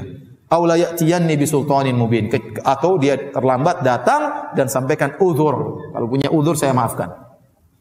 Ini pelajaran bagi yang lainnya. Tatkala Nabi Sulaiman tegas, maka pasukannya semua takut kepada Nabi Sulaiman dan patuh kepada Nabi Sulaiman. Jadi kalau seorang pemimpin punya aturan, ada yang melanggar harus ditindak. Harus ditindak, jangan dibiarkan. Kalau dibiarkan akhirnya orang menggampangkan, akhirnya peraturan tidak jalan. Ya. Peraturan tidak jalan. Baik. Kata Allah, "Famakatha ghairu ba'idin." Tidak lama kemudian tiba-tiba Hudhud datang, terlambat datang dia, terlambat apel. Faqala ahattu bima lam tuhitu bih. Hudhud berkata, "Wahai raja, aku punya ilmu yang kau tidak punya ilmu tentangnya. Aku tahu apa yang kau tidak tahu." Subhanallah. Hudhud ini sudah terlambat datang, langsung bilang, "Saya punya ilmu kau tidak tahu." Ini ngomongnya depan Raja Sulaiman yang punya pasukan luar biasa ya. Dengan pedenya dia berkata, "Aku punya ilmu yang kau tidak tahu." Jadi kata para ulama seperti Al-Qurtubi dan yang lain, ini dalil bahwasanya Nabi Sulaiman tidak tahu ilmu gaib. Dan bahwasanya Nabi Sulaiman tidak tahu ilmu gaib diketahui oleh rakyatnya. Rakyatnya pun tahu sang nabi tidak tahu ilmu gaib. Bahkan burung Hudhud pun tahu Nabi Sulaiman tidak tahu ilmu gaib. Makanya Hudhud dengan pede mengatakan, "Aku tahu apa yang kau tidak tahu." Wa ji'tuka min saba'in binaba'in yaqin. Sungguh aku telah datang kepada engkau dari negeri Saba dengan suatu kabar yang pasti. Jadi ternyata Hudhud ini mau apel, dia pergi jalan-jalan. Dan kerajaan Sulaiman di Palestina, antara Palestina dengan Saba kira-kira 2000 km. Berarti jauh atau tidak? Jauh, berarti dia terbang sana ya. Mungkin dia terbang-terbang jalan-jalan kemudian dia pulang, aduh nanti terlambat apel gimana ya. Sebagian ada yang mengatakan Hudhud menimbang antara maslahat dan mudarat. Kalau saya pulang cepat, apel tepat, ada kabar yang tidak saya dapatkan. Tapi kalau saya terlambat, resikonya mungkin disiksa oleh Sulaiman, tapi ada berita yang penting harus saya dapatkan. Dan dia menimbang, akhirnya dia milih terlambat, tidak ada masalah, menempuh mudarat lebih kecil demi mendapatkan maslahat yang besar. Waktu burung Hudhud pun datang ketemu Sulaiman, dia tidak banyak omong, dia bilang, "Sebentar raja, saya tadi jalan-jalan ke Sabah, ada lewat sungai, lewat gunung, kelamaan segera disembelih kalau ngomong kayak gini." Jadi ada orang kalau ketemu kita ngobrol tuh kanan kiri belok kanan belok kiri, intinya cuma apa? Sedikit. Ya. Kalau kita tahu orang depan kita sibuk, jangan belok kanan belok kiri, langsung Sulaiman lagi sibuk-sibuk seperti ini alaihissalam, kemudian mau cerita tadi saya lewat ke ini, lewat gunung, lewat mata air, kemudian ada ini, keburu disembelih sama Sulaiman. Dia datang langsung ngobrol pada intinya. Ahattu bima lam tuhitu bih. Saya punya ilmu yang kau tidak punya wahai Sulaiman. Wa ji'tuka min saba'in binaba'in yakin. Saya datang dari negeri Sabah dengan suatu berita yang penting, berita yang pasti benarnya. Kemudian dia bercerita langsung to the point. Ya, siapa namanya? Hudhud ya. Karena sebagian orang, saya pernah ngisi pengajian orang tanya, lah mukadimahnya lama sekali, saya nggak tahu pertanyaannya. Sampai jamaah protes. Mas, intinya apa mas? Intinya apa? Muter kanan, muter kiri nih. Kita harus begini, harus berbakti sama orang tua. Harus cerita dulu dia berbakti sama orang tuanya. Intinya apa pertanyaannya? Kalau tanya yang di antara kecerdasan seorang, dia bertanya dengan yang tertentu, yang pertanyaannya benar. Kalau yang muter kanan, muter kiri, belok kanan, belok kiri, maju mundur, maju belakang, ngalor ngidul itu, pertanyaan ternyata cuma sedikit, ini orang ini nggak beres ini. Berarti ya enggak. Dia harus tahu banyak orang waktunya terbatas, banyak orang waktunya mahal. Maka kita jangan buang-buang waktu orang. Taib. Maka burung Hudhud langsung menyampaikan intinya. Dia mengatakan, "Inni wajadtu imra'atan tamlikuhum wa utiyat min kulli syai'in wa laha 'arsyun 'azim." Sungguhnya aku mendapati di negeri Sabah ada seorang ratu, malikah, seorang ratu. Tamlikuhum, yang menguasai rakyatnya. di kerajaan Sabah. Wa utiyat min kulli syai', dan dia diberikan segala sesuatu. Artinya ratu ini sangat kaya raya. Semua namanya keperluan seorang raja ada padanya. Walaha arsyun azim. Kemudian Hudhud menyebutkan tentang salah satu harta yang istimewa milik sang ratu, yaitu dia memiliki singgasana yang megah, singgasana yang besar. Arsyun azim. Kemudian dia berkata, wajadtuha wa qaumaha yasjuduna lisyamsi min dunillah, dan aku mendapati sang ratu, konon namanya Ratu Bilqis, dan kaumnya sujud kepada matahari dan tidak sujud kepada Allah Subhanahu wa taala. Wa zayyana lahumus syaitanu a'malahum, dan syaitan telah menghiasi perbuatan mereka. Fasaddahum 'anis sabil, sehingga syaitan menghalangi mereka dari jalan menuju Allah. Fahum la yahtadun, dan mereka tidak dapat petunjuk dari Allah Subhanahu wa taala. Alla yasjudu lillahi alladhi yukhrijul khaba'a fis samawati wal ard wa ya'lamu ma tukhfuna wa ma tu'linun. Dan setan menyuruh mereka agar tidak menyembah Allah yang mengeluarkan apa yang terpendam di langit dan di bumi, dan yang mengetahui apa yang kalian tampakkan dan apa yang kalian sembunyikan. Allahu la ilaha illahu rabbul arsyil azim. Dialah Allah Subhanahu wa taala yang tidak berhak disembah kecuali Allah, dan dialah pemilik arsy yang agung. Inilah kisah atau laporan dari burung Hudhud kepada Sulaiman akibat keterlambatan dia. Ya. Ternyata burung Hudhud terlambat demi untuk menyampaikan informasi tentang ada kesyirikan yang terjadi di negeri yang lain, negeri Sabah, kira-kira 2000 km dari Palestina. Burung Hudhud, yang dia seekor burung, dia tidak terima ada kesyirikan di atas muka bumi. Dia tidak terima ada kesyirikan di atas muka bumi. Dia merasa gelisah ada kesyirikan tersebut. Harus dia laporkan kepada Sulaiman, meskipun resikonya dia akan disembelih atau dicabut bulu-bulunya. Tidak ada masalah. Ini kesyirikan harus saya sampaikan kepada Sulaiman. Sementara sebagian orang sekarang ada kesyirikan malah dilestarikan untuk mendatangkan wisata, untuk mendatangkan devisa dan macam-macamnya. Tidak boleh. Kesyirikan harus dihilangkan. Ini tradisi. Apa kata orang tua? Ini kalau kesyirikan tradisi harus dihilangkan, diganti dengan tradisi. Oleh karenanya burung Hud tidak terima tatkala ada kesyirikan, dan dia lapor kepada Nabi Sulaiman. Ternyata ratu tersebut dan anak buahnya dan rakyatnya menyembah apa? Menyembah matahari, menyembah matahari. Dan di antara hal yang istimewa dari ratu tersebut, dia memiliki singgasana yang megah. Setelah dilaporkan kepada Sulaiman, apa komentar Nabi Sulaiman? Nabi Sulaiman tidak langsung terima berita dari Hudhud. Kata Nabi Sulaiman, qala sananzur asadaqata am kunta minal kadhibin. Kita lihat wahai Hudhud, kamu ini benar apa enggak benar? Kalau enggak benar, siap dicabut bulunya. Ini dalil yang sangat kuat. Nabi Sulaiman tidak tahu ilmu gaib. Kalau Nabi Sulaiman tahu, tidak perlu laporan dari Hudhud. Saya sudah tahu, tadi kamu jalan kemana-mana, saya tahu. Kamu tadi ke sana kan? Nabi Sulaiman tidak tahu. Padahal pasukannya jin. Padahal ifrit di bawah perintah Nabi Sulaiman. Dan Nabi Sulaiman tidak tahu apa yang dilakukan oleh Hudhud. Dia hadir atau tidak hadir. Dia kemana, Nabi Sulaiman tidak tahu. Dia tidak tahu ada negeri Sabah. Dia tidak tahu ada namanya Ratu Bilqis yang menyembah matahari. Dia tidak tahu. Sebagaimana Nabi Yakub, waktu anaknya Yusuf hilang, entah kemana, dia tidak tahu, tiap hari menangis. Setelah belasan tahun baru dipertemukan kembali oleh Allah antara Nabi Yakub dengan siapa? Nabi Yusuf. Dia tidak tahu ilmu gaib. Kemudian datanglah orang sekarang, oh saya tahu barang hilang di mana, saya tahu. Enggak mungkin itu kecuali pakai jin. Itu pakai jin. Ini dalil para anbiya tidak tahu ilmu gaib. Jangankan masa depan, masa sekarang yang di luar kemampuan mereka, mereka tidak tahu. Saya katakan tadi, Nabi Yakub tidak tahu Yusuf kemana. Dia nangis terus, padahal dia tidak tahu Nabi Yusuf sudah jadi menteri di Mesir. Dia tidak tahu. Nangis sampai matanya buta, Nabi Yakub alaihissalam. Kalau dia tahu anaknya sudah jadi menteri, ngapain dia nangis? Dia tidak tahu.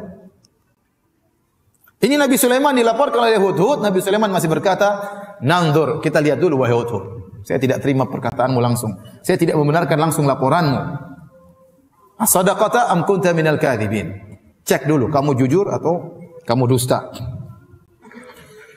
Kemudian kata Nabi Sulaiman, bagaimana cara mengecek itu ada atau tidak?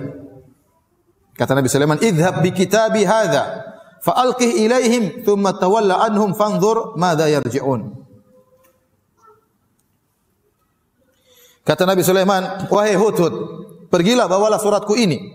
Jatuhkanlah suratku ini kepada mereka dan pergilah dari mereka, lalu perhatikanlah apa yang sedang mereka diskusikan. Bagaimana apa namanya sikap mereka menghadapi surat ini. Akhirnya Hudhud terbang dari mana? Palestina, bawa surat. Sepenggal kertas dibawa surat terbang.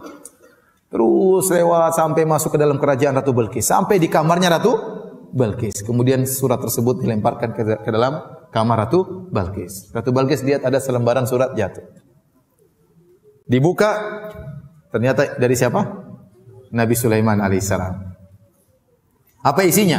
Innahu min Sulaiman wa innahu bismillahirrahmanirrahim. Sungguhnya ini dari Sulaiman dan sungguhnya bismillahirrahmanirrahim. Allah ta'alu alayya wa'tuni muslimin. Ya, janganlah kalian berlaku sombong di hadapanku. Datanglah serahkan diri kalian dalam kondisi Islam. Surat singkat tapi tegas sekali. Ya, isinya cuma apa? 2 kalimat. Allah ta'alu alayya wa'tuni muslimin. Jangan sombong, datang sini masuk Islam. Mengerikan. Tetapi waktu Ratu Bilqis baca surat itu, kemudian dia datang kepada rakyatnya, apa yang dia katakan? Dia mengatakan, qalat ya ayyuhal mala'u inni ulqiya ilayya kitabun karim. Wahai rakyatku, wahai pembesar-pembesarku, sungguhnya telah dilemparkan kepadaku suatu surat yang mulia. Dia puji surat tersebut. Dia katakan surat yang mulia. Kenapa surat ini aneh? Ratu Bilqis tinggal di istana, kira-kira di pagar apa di tengah-tengah?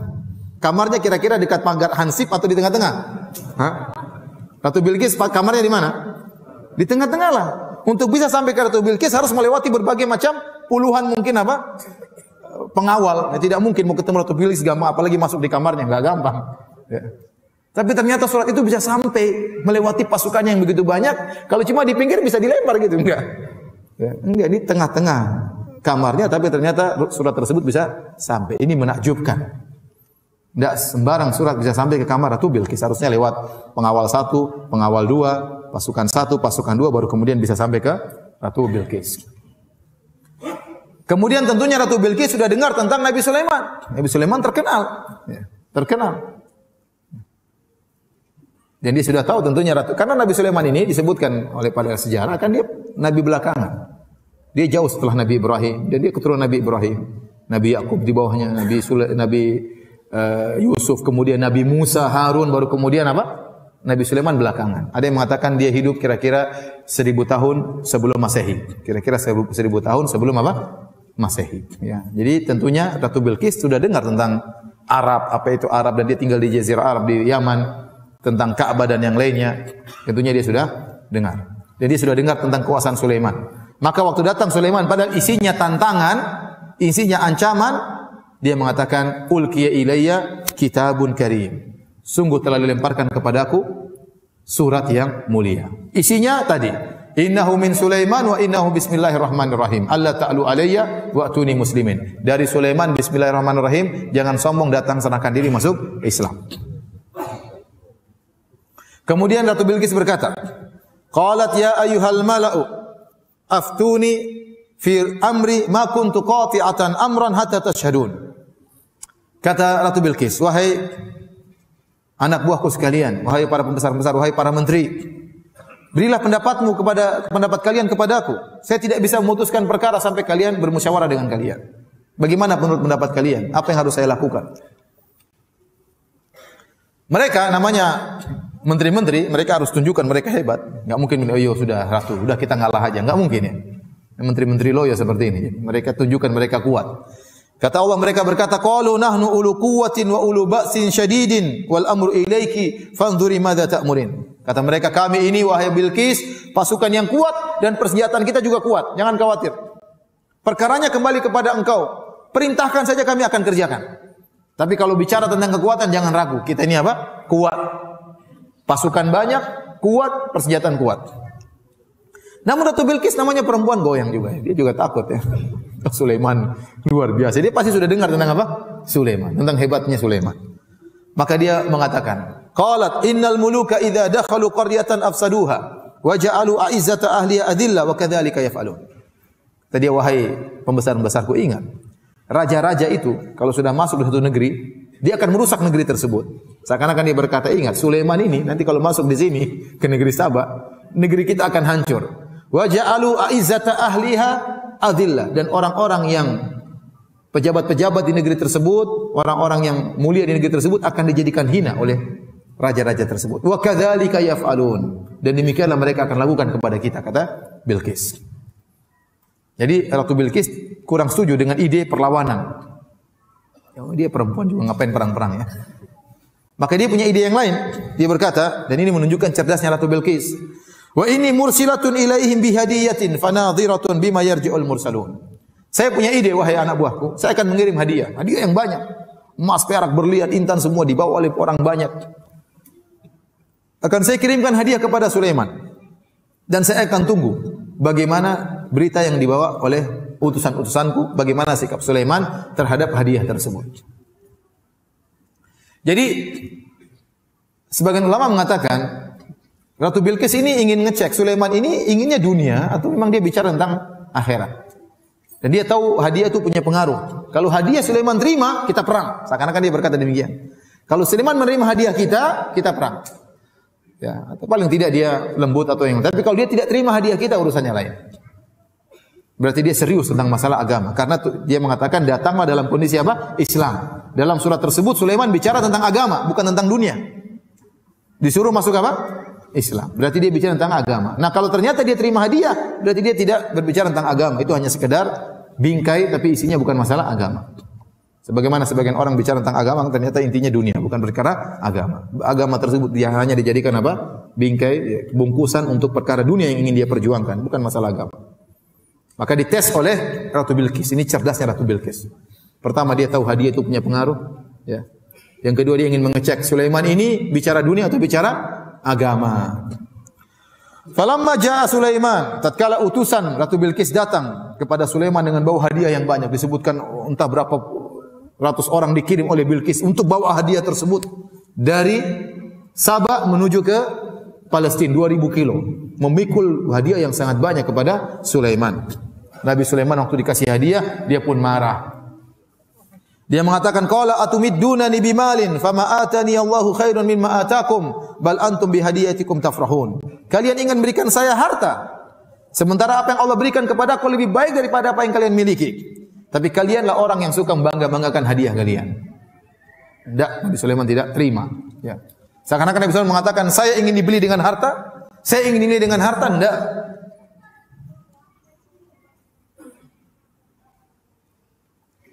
Saya baru dengar seorang pejabat yang kemudian berkata, ya, saya ditawarin sekian miliar hanya untuk satu peraturan, merubah satu peraturan. Maka saya kumpulkan pegawai saya, dia bilang, kalau mereka bisa nilai kita dengan rupiah, kita enggak ada nilainya. Jangan sampai kita dinilai dengan apa? Rupiah. Ada pejabat yang ngomong gitu sama saya. Oleh karenanya, Sulaiman mengajarkan kepada mereka, ya, saya tidak bisa dinilai dengan duit, saya tidak bisa dinilai dengan harta. Apa yang Allah berikan kepada saya lebih baik daripada apa yang kalian miliki. Kalian saja yang bangga-banggaan kalau sudah kasih hadiah sama orang. Kemudian kata Nabi Sulaiman, irji ilaihim, pulanglah engkau kepada ratumu. Falanatiyannahum bijunudin la qibala lahum biha. Kami akan kirim pasukan menyerang mereka yang mereka tidak bisa melawan pasukan kami. Wala nukhrijannahum minha adillah wa hum saghirun. Sungguh kami akan mengusir mereka dari negeri mereka dalam kondisi hina, dalam kondisi rendah. Dan Nabi Sulaiman tahu pasti Ratu Bilqis ketakutan. Akhirnya mereka pulang dan mereka ketakutan dengan ancaman Nabi Sulaiman, dan Nabi Sulaiman tahu ini Bilqis pasti datang menyerahkan dirinya. Maka Nabi Sulaiman kemudian punya rencana lain. Kata Nabi Sulaiman kepada anak buahnya, qala ya ayyuhal mala'u ayyukum ya'tini bi arsyiha qabla an ya'tuni muslimin. Kata Nabi Sulaiman, wahai anak buahku, siapa di antara kalian yang bisa mendatangkan singgasananya yang disebut oleh Hutut itu? Hadirkan ke sini sebelum mereka datang. Jadi mulailah Ratu Bilqis dan pasukannya keluar dari negeri Sabah untuk menyerahkan diri kepada Sulaiman. Setelah mereka keluar dari singgasana mereka, Nabi Sulaiman mengatakan, siapa di antara kalian wahai anak buahku yang bisa mendatangkan singgasananya? Qala ifritun minal jinni ana atika bihi qabla an taquma min maqamik.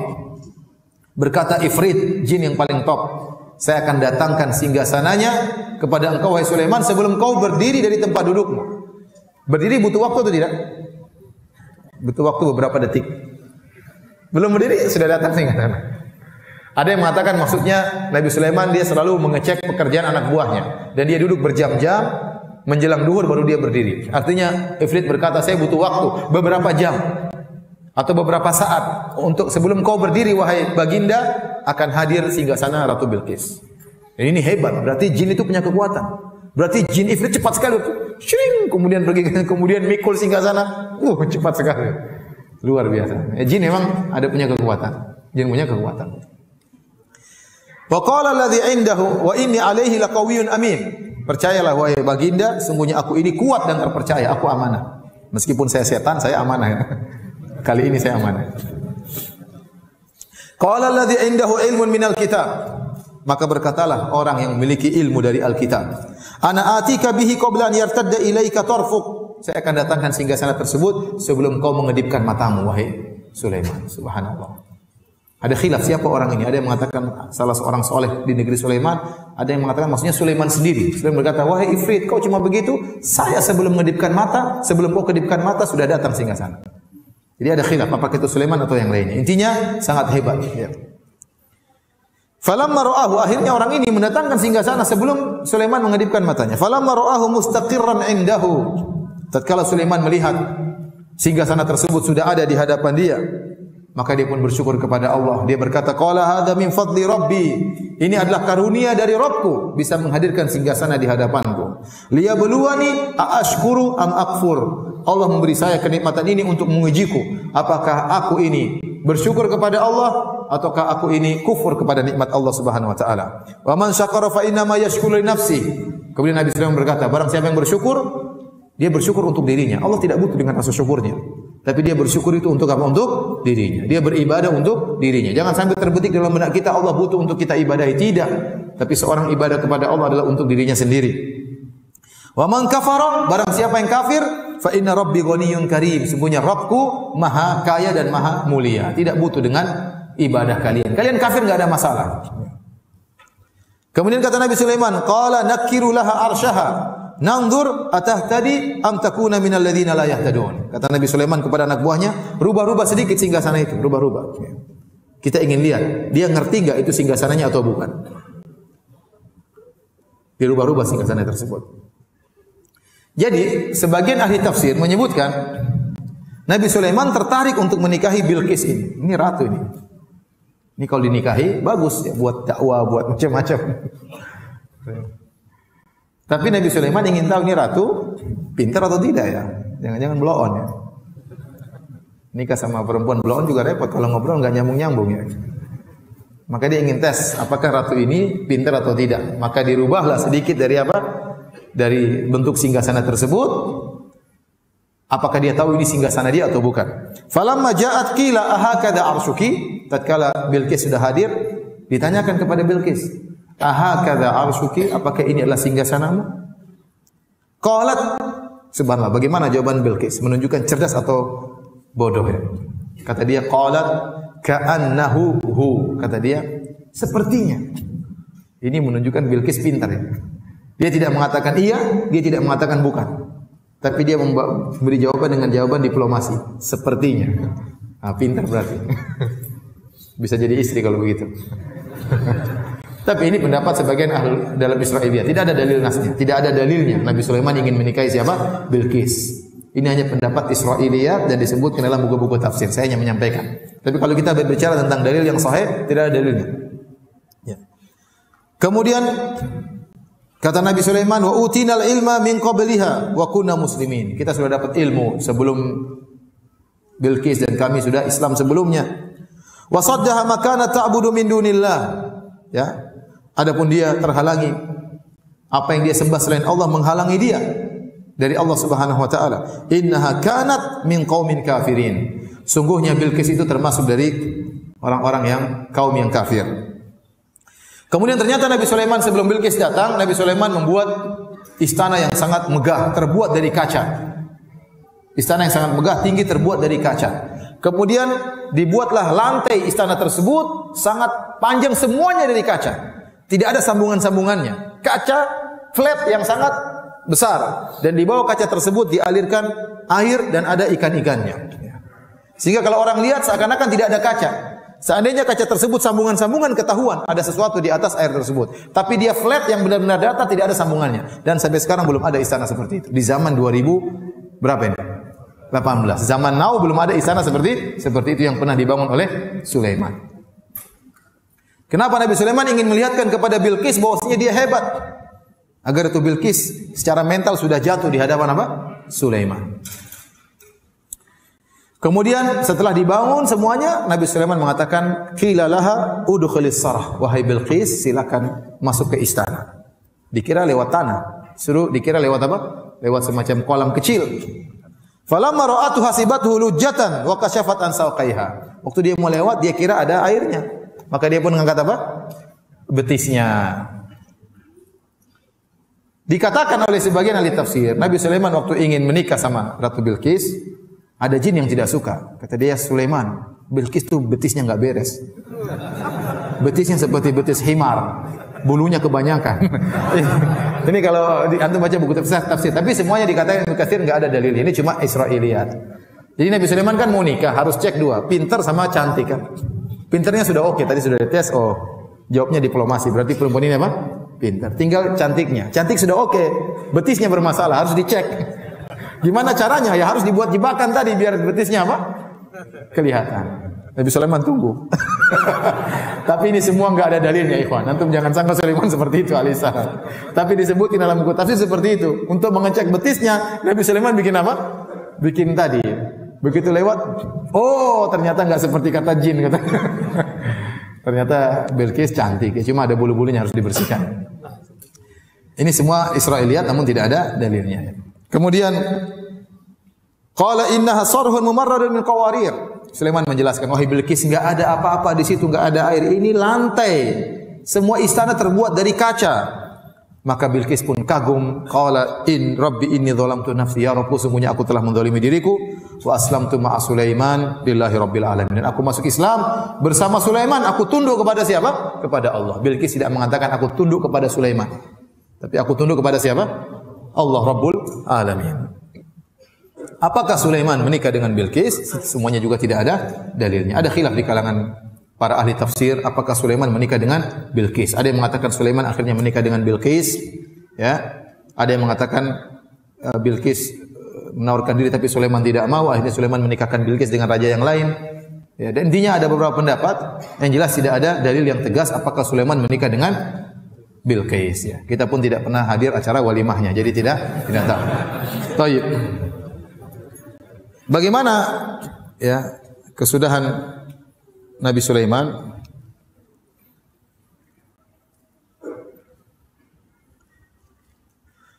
Nabi Sulaiman alaihissalam meninggal ya, tatkala sedang mengawasi para jin sedang bekerja. Ya.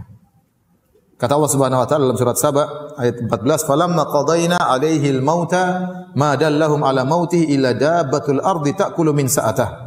Tatkala kami putuskan Sulaiman akan meninggal dunia, maka tidak ada yang memberitahukan tentang kematian dia kecuali aradah, yaitu kecuali rayap yang memakan tongkatnya. Jadi Nabi Sulaiman biasanya datang ngecek jin-jin kerja. Dia bertumpu kepada tongkatnya. Diam. Dan disebutkan dalam buku-buku tafsir Nabi Sulaiman suka salat dengan pegang tongkat. Kalau dia sudah salat bisa berjam-jam. Bahkan dalam sebagian riwayat Israiliyat sampai berhari-hari dia salat berdiri. Jadi sudah terbiasa mereka lihat Sulaiman bertumbuh pada tongkat lama. Ya. Bahkan dalam sebagian riwayat dikatakan setahun, tapi riwayat itu tidak bisa dibuktikan keabsahannya. Intinya demikian kebiasaan Sulaiman. Jadi kalau Sulaiman sudah datang pegang tongkat, sudah jin-jin semua ketakutan bekerja. Suatu hari Sulaiman datang ngecek dan dia pegang tongkat dan dia meninggal dunia. Jin-jin tidak tahu, disangka Sulaiman lagi sholat. Kerja terus enggak kerja, enggak berhenti kerja nih, Sulaiman udah mati padahal. Terus gitu. Jin ketakutan, terus kerja, enggak berhenti. Sehingga datang rayap kemudian makan tongkat tersebut. Butuh waktu lama untuk dimakan tongkat tersebut. Tatkala rayap makan tongkat tersebut, akhirnya tongkat tersebut patah, Nabi Sulaiman pun jatuh. Kata Allah Subhanahu wa taala, "Falamma kharra tabayyanatil jinnu allau kanu ya'lamunal ghaiba ma labithu fil adzabil muhin." Tatkala Sulaiman tersungkur alaihissalam, maka jelaslah bagi jin kalau mereka tahu ilmu gaib, tentunya mereka tidak akan diam terus bekerja dalam kehinaan. Sulaiman ingin menjelaskan kepada rakyatnya, jin-jin itu sombong dan angkuh, mengaku-ngaku tahu ilmu gaib. Maka Sulaiman ingin menjelaskan, saya pun meninggal, mereka tidak tahu kalau saya meninggal. Katanya mereka tahu gaib, padahal waktu saya meninggal mereka tidak tahu. Terus bekerja ketakutan sama Nabi Sulaiman. Kalau mereka tahu Nabi Sulaiman sudah meninggal sejak awal, mereka sudah kabur, tidak mau kerja. Ya. Ini dalil bahwasanya hukum asalnya jin-jin juga tidak tahu ilmu gaib. Yang tahu ilmu gaib cuma siapa? Allah Subhanahu wa taala. Baik, demikian para hadirin dan hadirat yang dirahmati oleh Allah Subhanahu wa taala, kisah tentang Nabi Sulaiman alaihissalam semoga bermanfaat. Kalau ada yang bertanya saya persilahkan. Allah taala alam bisawab.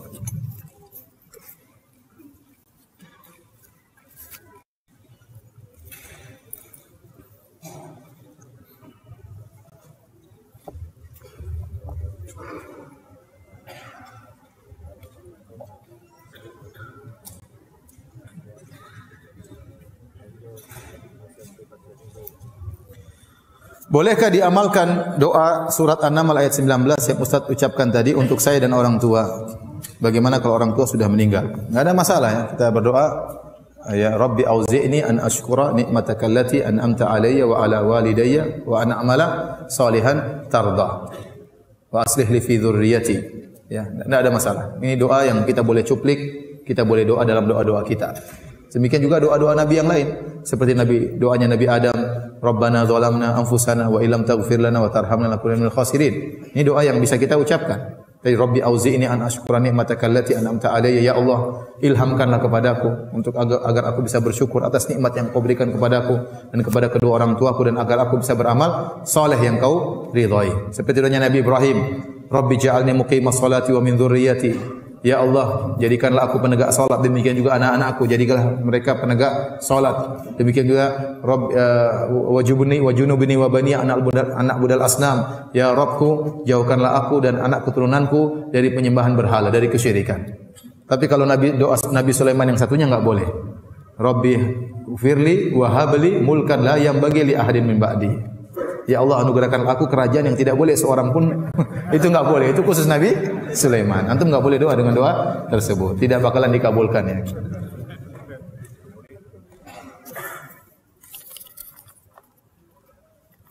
Ustaz, bolehkah kita bekerja sama dengan jin? Habiskah manusia untuk diajak kerja sama? Sehingga harus kerja sama dengan jin? Tidak boleh, tidak boleh. Ya. Ya. Ya ma'syaral jinni qad istamta'tum minal ins wa qala awliya'uhum minal insi rabbana istamta'a ba'duna bi ba'dhin wa balaghna ajrana alladhi ajjalta lana. Ya. Pada hari kiamat kelak Allah akan mengumpulkan manusia dan jin. Maka Allah berkata, wahai jin sekalian, sungguh kalian telah telah banyak menyesatkan manusia. Maka manusia berkata dari penolong-penolong jin, ya Rabb kami dahulu saling istimta', saling menyenangkan. Menyenangkan bagaimana? Jin melayani manusia, manusia memberi ketundukan kepada jin. Ya, jin itu sangat senang untuk diagungkan. Makanya Allah sebutkan dalam surat Al-Jin, kata Allah, wa annahu kana rijalun minal insi ya'udzuuna birijalin minal jinni fazaduhum rahaqa. Dan dahulu ada sekelompok laki-laki dari manusia minta perlindungan kepada sekelompok jin, maka semakin menambah kesombongan para jin. Disebutkan dalam buku tafsir, baik tafsir Al-Qurtubi, tafsir At-Tabari, tafsir Ibnu Katsir. Dahulu orang-orang Arab jahiliyah kalau mereka melewati suatu lembah, mereka berkata, na'udzu bi sayyidi hadzal wadi min sufahai qaumihi. Kami berlindung kepada bos jin di lembah ini dari gangguan anak buahnya. Setelah dia mengucapkan demikian, maka tidak ada yang ganggu dia. Tapi itu adalah kesyirikan.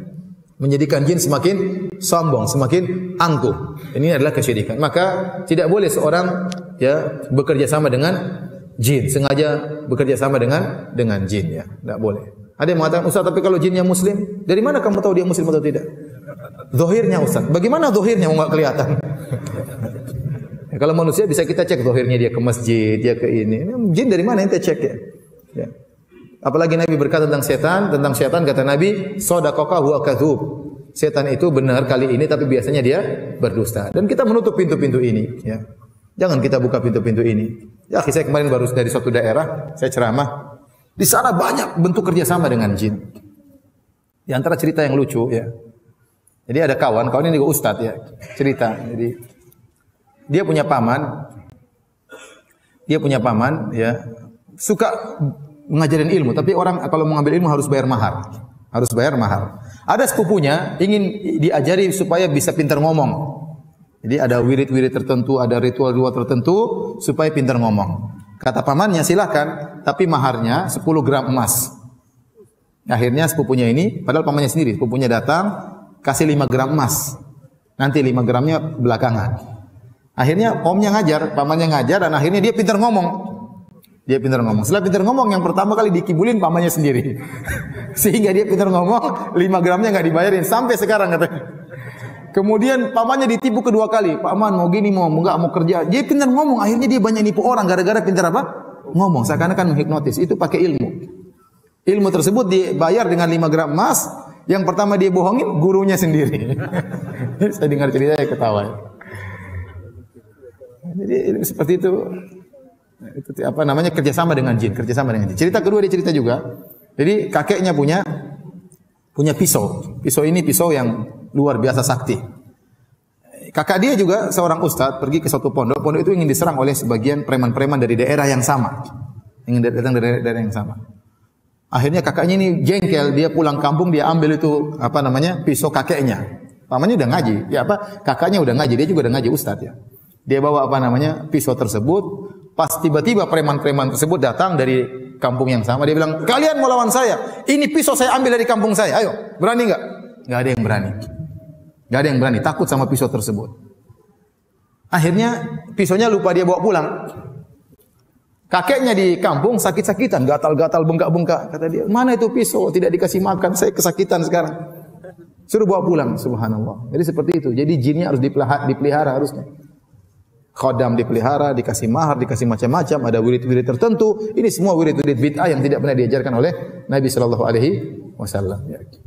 Jadi saya katakan, jangan membuka pintu kerjasama dengan jin. Kalau ternyata kerjasama dengan jin boleh, maka yang lebih utama Nabi dan para sahabat bekerja sama dengan jin. Mereka sangat perlu dengan jin dalam perang Badar, dalam perang Khandaq, dalam perang Uhud, dalam perang-perang yang lainnya. Namun mereka tidak pernah bekerja sama dengan jin. Wallahu ta'ala alam bisawab.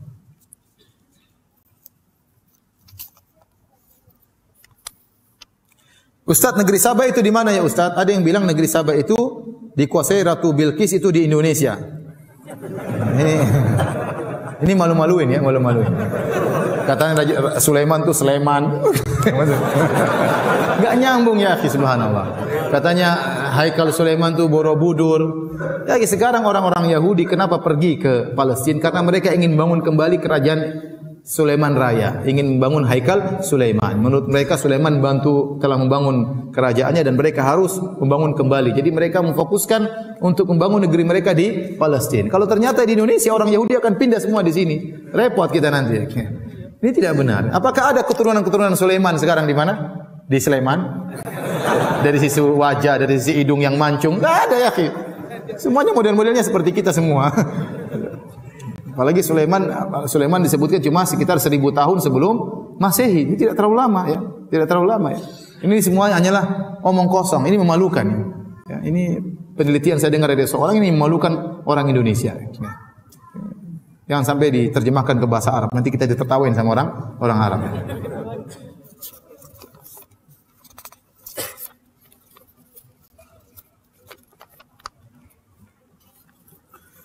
Ini ada bertanya, apakah iblis termasuk jin dan syaitan? Jadi iblis, ada istilah iblis, ada jin, ada syaitan. Makhluk ya ada 3, jin, manusia, malaikat. Jin, manusia dan apa? Malaikat. Manusia ada 2, ada manusia baik, ada manusia yang buruk. Manusia buruk disebut juga syaitan. Manusia buruk disebut juga apa? Syaitan. Syayatinal insi wal jinni, kata Allah, syaitan, jin dan manusia. Jin pun demikian, ada jin baik dan jin buruk. Jin buruk namanya apa? Syaitan. Jadi syaitan itu untuk yang buruk, baik dari kalangan manusia maupun kalangan jin. Adapun iblis salah satu dari jin. Yang iblis inilah satu-satunya jin yang ditunda kematiannya. Dia yang masih hidup sampai sekarang. Umurnya entah sudah berapa puluh ribu tahun ya. Tapi kalau jin-jin yang lain mereka mati sebagaimana manusia. Itulah iblis, itulah jin, itulah apa? Manusia.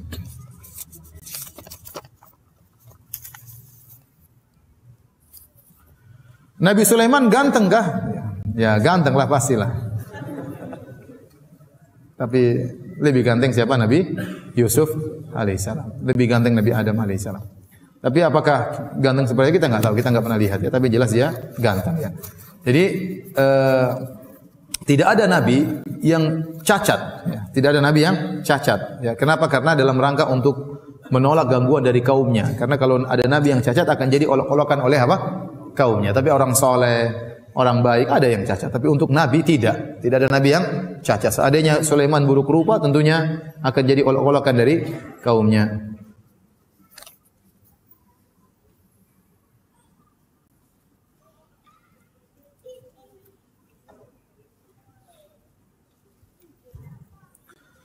Ustaz, bagaimana kalau kita punya anak yang indigo? Apakah harus dibuang? Bagaimana caranya? Biasanya anak-anak seperti ini diganggu jin, ya, diruqyah. Kalau memang benar-benar mengganggu. Jadi kalau ada jin dalam tubuh tidak harus dikeluarkan. Saya ingatkan, ada jin mengganggu kita masuk dalam tubuh seorang tidak harus dikeluarkan. Tapi kalau ternyata mengganggu sekali, ya, mengganggu kebahagiaan seorang, mengganggu ibadah seorang, lebih baik untuk apa? Diruqyah, dikeluarkan dari tubuhnya. Terkadang sebagian orang ada jinnya, dia keluar sendiri jinnya. Terkadang jinnya keluar sendiri. Terkadang ada yang tidak keluar perlu untuk diruqyah, ya. Tapi ada orang yang ada jinnya namun dia bisa hidup normal, ada, saya tahu juga, ya. Tetapi maksud saya tidak harus. Tapi kalau benar-benar terganggu, ya, karena jin kalau sudah masuk dalam tubuh manusia terkadang dia memberi bisikan-bisikan. Dulu ada kawan yang dia kemasukan jin Nasrani. Selalu datang ke pasir, Ustaz saya punya syubhat. Syubhatnya dari jin itu. Ya, syubhat tentang Islam, syubhat tentang hebatnya Nasrani, dan selalu karena jin itu bisik-bisikin apa? Syubhat. Dia bilang ini harus diruqyah. Ini karena jin syubhat. Jin apa? Jin syubhat.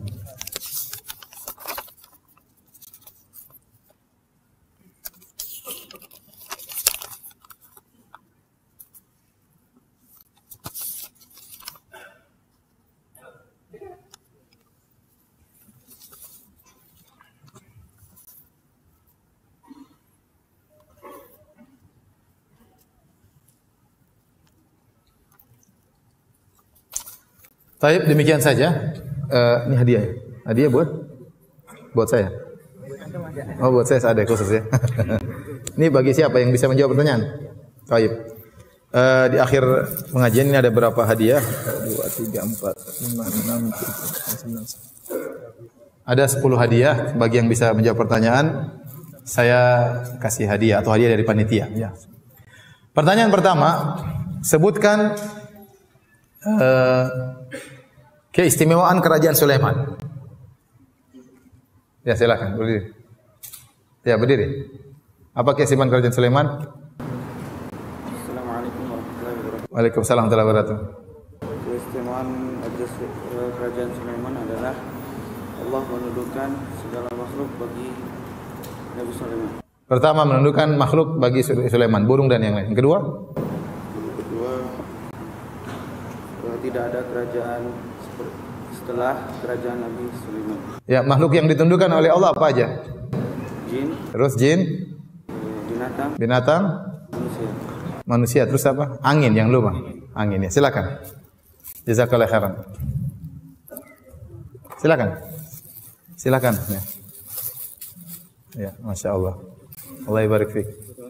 Ya.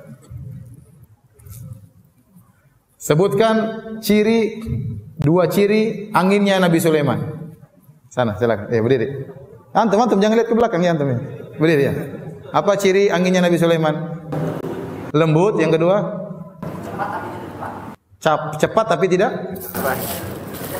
Tidak terlalu cepat. Ada pramugarinya enggak? Enggak ada. Pesawat Nabi Sulaiman tidak ada pramugarinya ya. Silakan sini.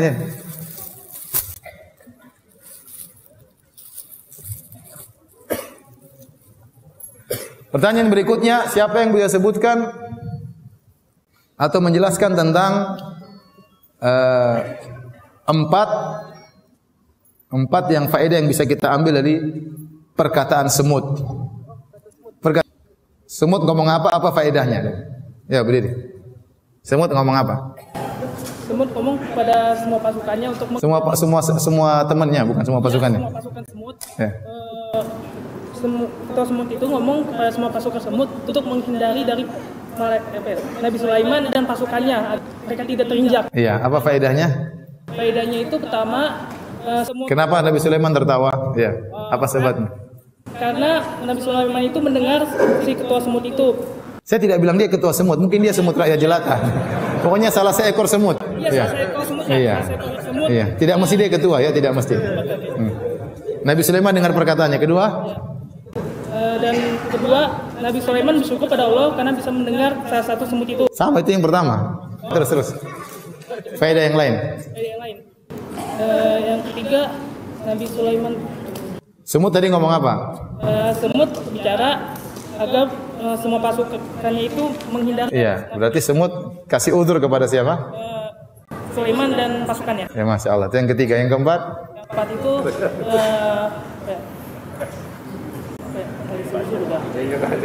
Ada apa sini? Silakan.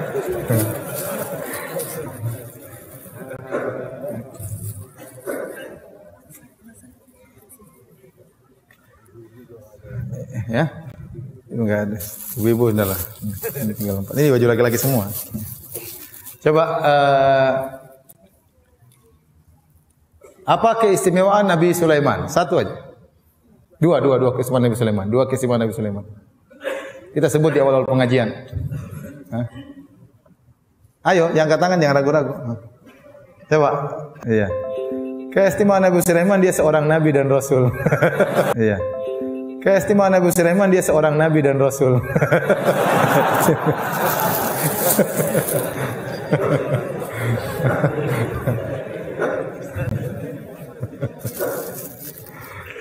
Dia celing dengan celamong ngepos. Iya. Dia celing dengan celamong ngepos. Iya.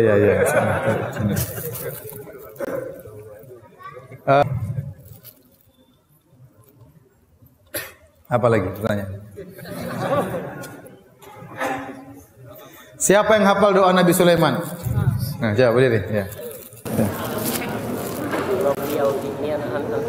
Rabbi auzi'ni an ashkura ni'mataka allati an'amta alayya wa ala walidayya wa Rabbi auzi'ni an ashkura ni'mataka allati an'amta alayya wa ala walidayya wa an a'mala salihan tarda. Masya Allah.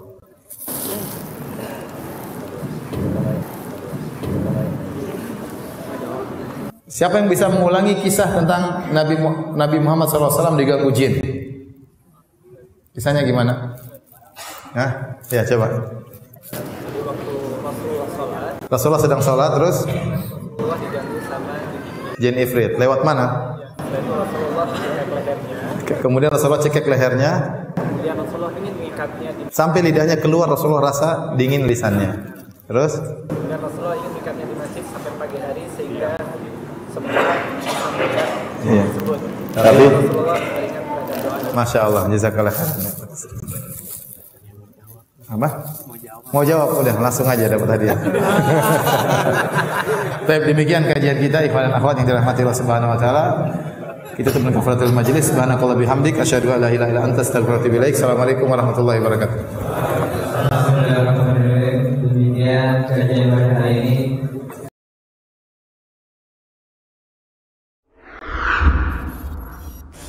Download aplikasi Bekal Islam dan kunjungi web bekalislam.com.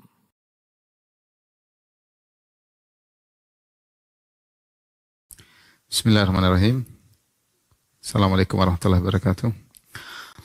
Alhamdulillahi ala ihsanihi wa syukru lahu ala taufiqihi wa amtinani wa asyhadu an la ilaha illallah wahdahu la syarika lahu ta'ziman li sya'ni wa asyhadu anna Muhammadan abduhu wa rasuluhu da'ila ridwani. Allahumma salli alaihi wa ala alihi wa ashabihi wa ikhwani. Para pemirsa yang dirahmati Allah Subhanahu wa taala, pada kesempatan yang bahagia ini kita akan Al-Qur'an sangat banyak ya, lebih dari 15 kali dan semuanya ada kepada Nabi Sulaiman alaihi salam. Hal ini berbeda dengan perjanjian lama ya. Dalam Bible ya, yang di situ ada sebagian cercaan terhadap Nabi Sulaiman di mana beliau melakukan kesalahan-kesalahan. Maka nanti insya Allah seperti biasa di penghujung kisah Nabi Sulaiman kita akan membandingkan antara Sulaiman alaihissalam versi Al-Quran dan Sulaiman alaihissalam versi Injil atau perjanjian lama. Di antara ayat-ayat yang memuji Nabi Sulaiman seperti firman Allah Subhanahu wa taala, wa wahabna lahu Ishaq wa Yaqub kullan hadaina wa Nuhan hadaina min qabl wa min dzurriyyatihi Dawud wa Sulaiman wa Ayyub wa Yusuf wa Musa wa Harun wa kadzalika najzil muhsinin. Kata Allah, kami anugerahkan kepada Ibrahim, Ishak dan Yakub, dan masing-masing kami beri petunjuk. Dan Nabi Nuh sebelumnya telah kami beri petunjuk pula. Wa min dzurriyyatihi, dan di antara keturunan Ibrahim alaihissalam, Daud, Sulaiman, Ayub, Yusuf, Musa, Harun. Jadi di sini diketahui bahwasanya Sulaiman adalah keturunan Nabi Ibrahim alaihissalam. Wa kadzalika najzil muhsinin. Kata Allah, demikianlah kami memberi balasan kepada orang-orang yang berbuat kebaikan. Tatkala Allah menyebutkan para nabi tersebut, Allah menggabungkan mereka semuanya dalam kelompok al-muhsinin, yaitu orang yang berbuat ihsan. Dan kita tahu ihsan adalah tingkatan yang tinggi setelah Islam, iman, baru kemudian ihsan. Ya, dan ini diraih oleh para anbiya, ya. Di antaranya Nabi Sulaiman alaihi. Demikian juga dalam surat yang lain, dalam surat Al-Anbiya, Allah memuji Nabi Sulaiman. Kata Allah, fafahamnaha Sulaiman. Kami menjadikan Sulaiman paham. Dan ini sudah kita sebutkan pada kisah Nabi Daud sebelumnya. Tatkala Nabi Daud dan Sulaiman menghadapi beberapa kasus, di antaranya Nabi Daud alaihissalam memberi keputusan hukum yang sudah tepat, tetapi Nabi Sulaiman memberi keputusan hukum yang lebih tepat daripada keputusan Nabi Daud alaihissalam. Ya, dua-duanya telah diberi ilmu, ya, tetapi Sulaiman diberi kelebihan. Fafahamnaha Sulaiman. Kata Allah, kami berikan kepemahaman kepada Nabi Sulaiman. Artinya pemahaman Nabi Sulaiman lebih tajam daripada pemahaman ayahnya Daud alaihissalam.